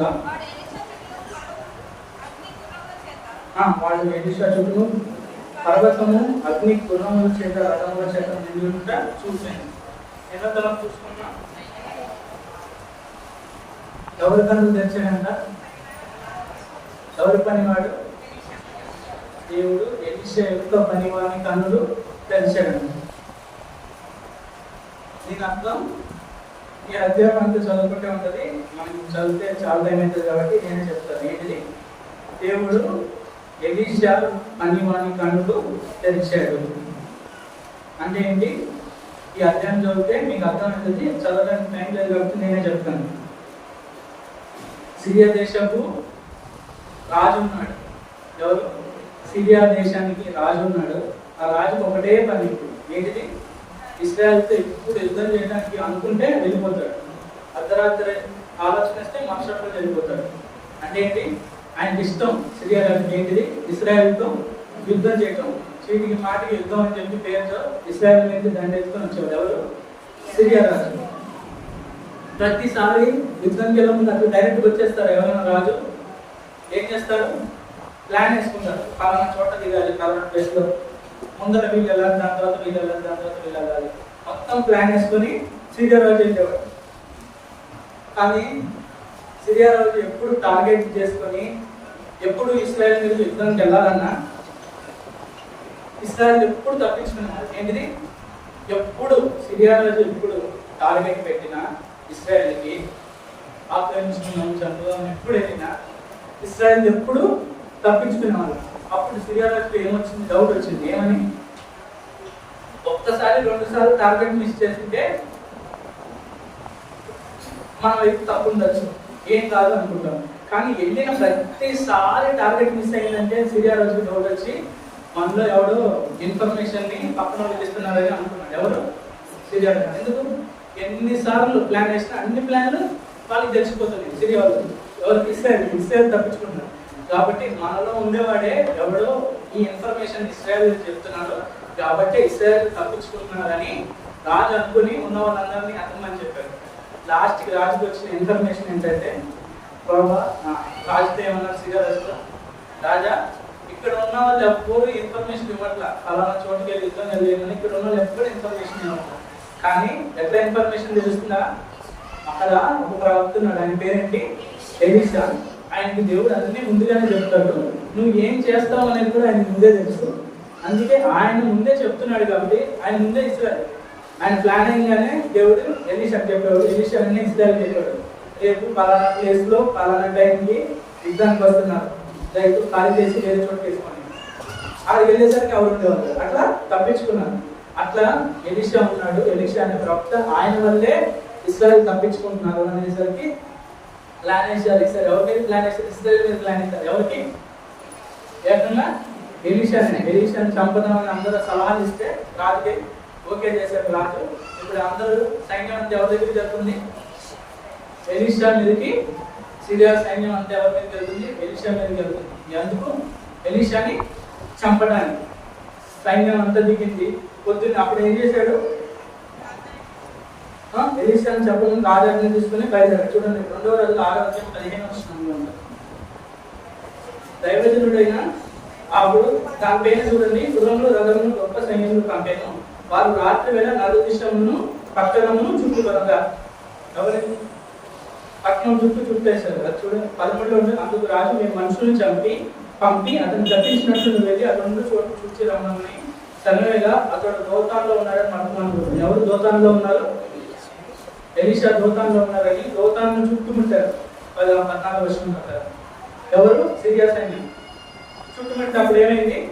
15లో చూడు, దైవజనుడైన అతని పనివాడు. ఎవరు? ఎలీషా పనివాడు ఏం చేశాడు? పొద్దున్నే లేచి బయటకు వచ్చి చూస్తే ఏం కనపడి అంట? గుర్రములు రథములు గల సైన్యము పట్టణము చుట్టుకొని ఉంట కనపడను. అంతటా అతని పనివాడు అప్పుడు వెంటనే చూశాడు. పొద్దున్నే లేచి చూసేసరికి పట్టణం చుట్టూ ఎలీషా ఉన్న ప్లేస్ మొత్తం ఏమైంది? చుట్టేశారు. ఇంకా ఎలీషాని మీదకి వస్తారంట చంపడానికి తీసుకెళ్ళడానికి. ఇది చూశాడు పనివాడు. పొద్దున్నే లేచి వెంటనే ఏం చెప్తాడు? ఎలీషా దగ్గరికి వెళ్ళి, ప్రభు అయ్యా అంటే మన పని అయిపోయింది, ఏమని మన చుట్టూ ముట్టేశారు, మన దగ్గరకు వచ్చారు, మనల్ని చంపడానికి వచ్చారు అని చెప్తే భయపడుతున్నాడు. భయపడి ఎలీషాకి చెప్తే అప్పుడు ఏం చేశాడు చూడు, దైవజనుడితో అనగా 16వ వచనం ఎలీషా ఏం చెప్పాడు? అతను భయపడవద్దు, మన పక్షంగా ఉన్నవాడు వారికంటే అడుగులేని. ఏంటి ఎలీషా ఏం చెప్పాడు? అదే అంతా కొంతమంది ఉన్నారు, వాళ్ళు మనం చంపేస్తారు, మనం తప్పలేదు మన దగ్గర అంటే ఒక ఎలీషా అన్నాడు, నువ్వు భయపడద్దు. ఎందుకు? మన పక్షంగా ఉన్నవారు కంటే ఉన్నవారు వారికంటే అదుపులై ఉన్నారంటే అని చెప్పేసరికి పనివాడికి అర్థం కాదు. అందుకే అంతమంది లేరు కదా, ఎట్లా మన దగ్గర ఉన్న వాళ్ళకన్నా ఎక్కువ మంది అని ఎట్లా చెప్తాడు ఎలీషా? వాళ్ళు అంతమంది ఉన్నారు, వాళ్ళందరూ మనం ఖచ్చితంగా చెప్పాలి, మన పక్షం ఎవ్వరు లేరులే, మనతో యుద్ధం చేయడానికి ఎవ్వరు లేరులే, ఎవరు సహాయం చేయలే అని ఎవరు అనుకున్నారు, పనివాడు అనుకున్నప్పుడు ఎలీషా చెప్తే మన పక్షం వాళ్ళకన్నా ఎక్కువ ఉన్నారంటే అర్థం కాదు. అర్థం కాకపోతే అప్పుడు ఏం చేశాడు ఎలీషా? 17వ వచనం అందరం కలిసి చెప్తున్నాం. యెహోవా నేను చూసినట్లు దయచేసి నీ కళ్ళు తెరవమని ఎలీషా ప్రార్థన చేశాడు. ఎలీషా ఎవరి కోసం ప్రార్థన చేశాడు? పనివాని కన్నులు తెరవమని ఎలీషా ప్రార్థన చేస్తే అప్పుడు యెహోవా ఆ పనివాని కన్నులు తెరవజేశాడు. కనుక వాడు ఎలీషా చుట్టూను పర్వతం అగ్ని గుణము చేత రథము చేత వినియోగం చూశాను. ఇది ఎవరి సైన్యం? సిరియా సైన్యం కాదు. ఎవరి సైన్యం ఇది? దేవుడే పంపించాడు. ఎవరికి ప్రొటెక్షన్ గా? ఎలీషాకి ప్రొటెక్షన్ గా దేవుడే సైన్యం పంపించాడు. అంత ముందు వరకు ఎవరి కనపడలా? పనివాడికి కనపడలా.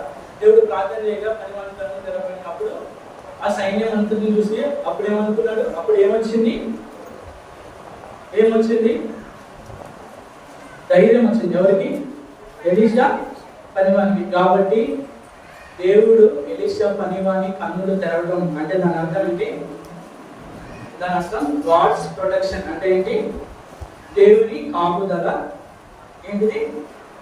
దేవుని కాపుదల. ఎలీషా పనివాని కన్ను తెరవడం దాని అర్థం ఏంటి?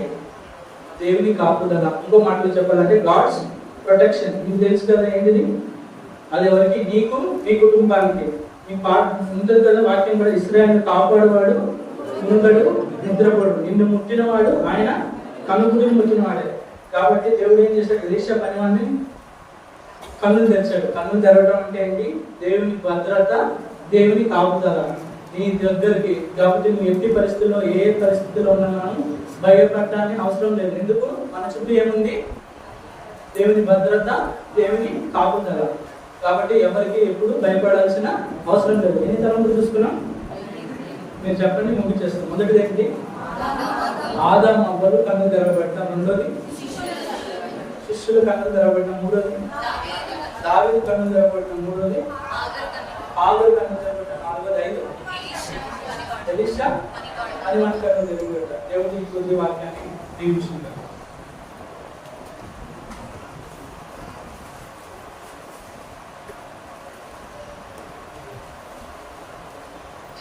దయచేసి ప్రాముఖ్యమైన ప్రకటన గమనించి తండ్రిని దాసులు ఆనందాల చెప్పడం మాట తీర్చండి. మంచి నేర్పడంగా పునాదులుగా మార్గం చేయండి. మా పథకాలు స్నేహితులు మాకు దీనిపండించి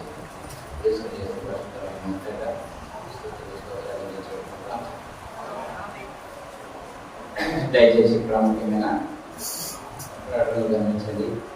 ప్రవేశితమైతే ఈ దిన మనకు బయట నుంచి వచ్చింది. బయట అంటే బయట తయారు చేసుకొని తీసుకొచ్చారు. రోడ్డు మట్టి మోయిస్ వారి కుమారుడు దాస్ ఊకా దాస్ వారి కుటుంబంలో ఎందుకు మీరు ప్రేమదండి పెడుతున్నారని అడిగినప్పుడు దేవుడు మా కుటుంబం ఏం చేశారని ఆ కారణం బట్టి మేము బయటని సిద్ధపరచుకొని విశ్వాసాలందరినీ ప్రేమగా చెప్తే సరే నీ ఇష్టం, నీకు ఎట్లా దేవుడు చెప్తే అట్లా చేయండి చెప్తే తీసుకొచ్చాను. సిద్ధంగా దయచేసి నాకు ఒక క్లాసు జాండీస్తో వాళ్ళకి ఇచ్చాడు. కుటుంబంలో చాలా మేలు చేశారు. ఈ భార్య రేపు మాట 2 నిమిషాలు ఎక్కువ ఎందుకు మాట చెప్పాలన్నా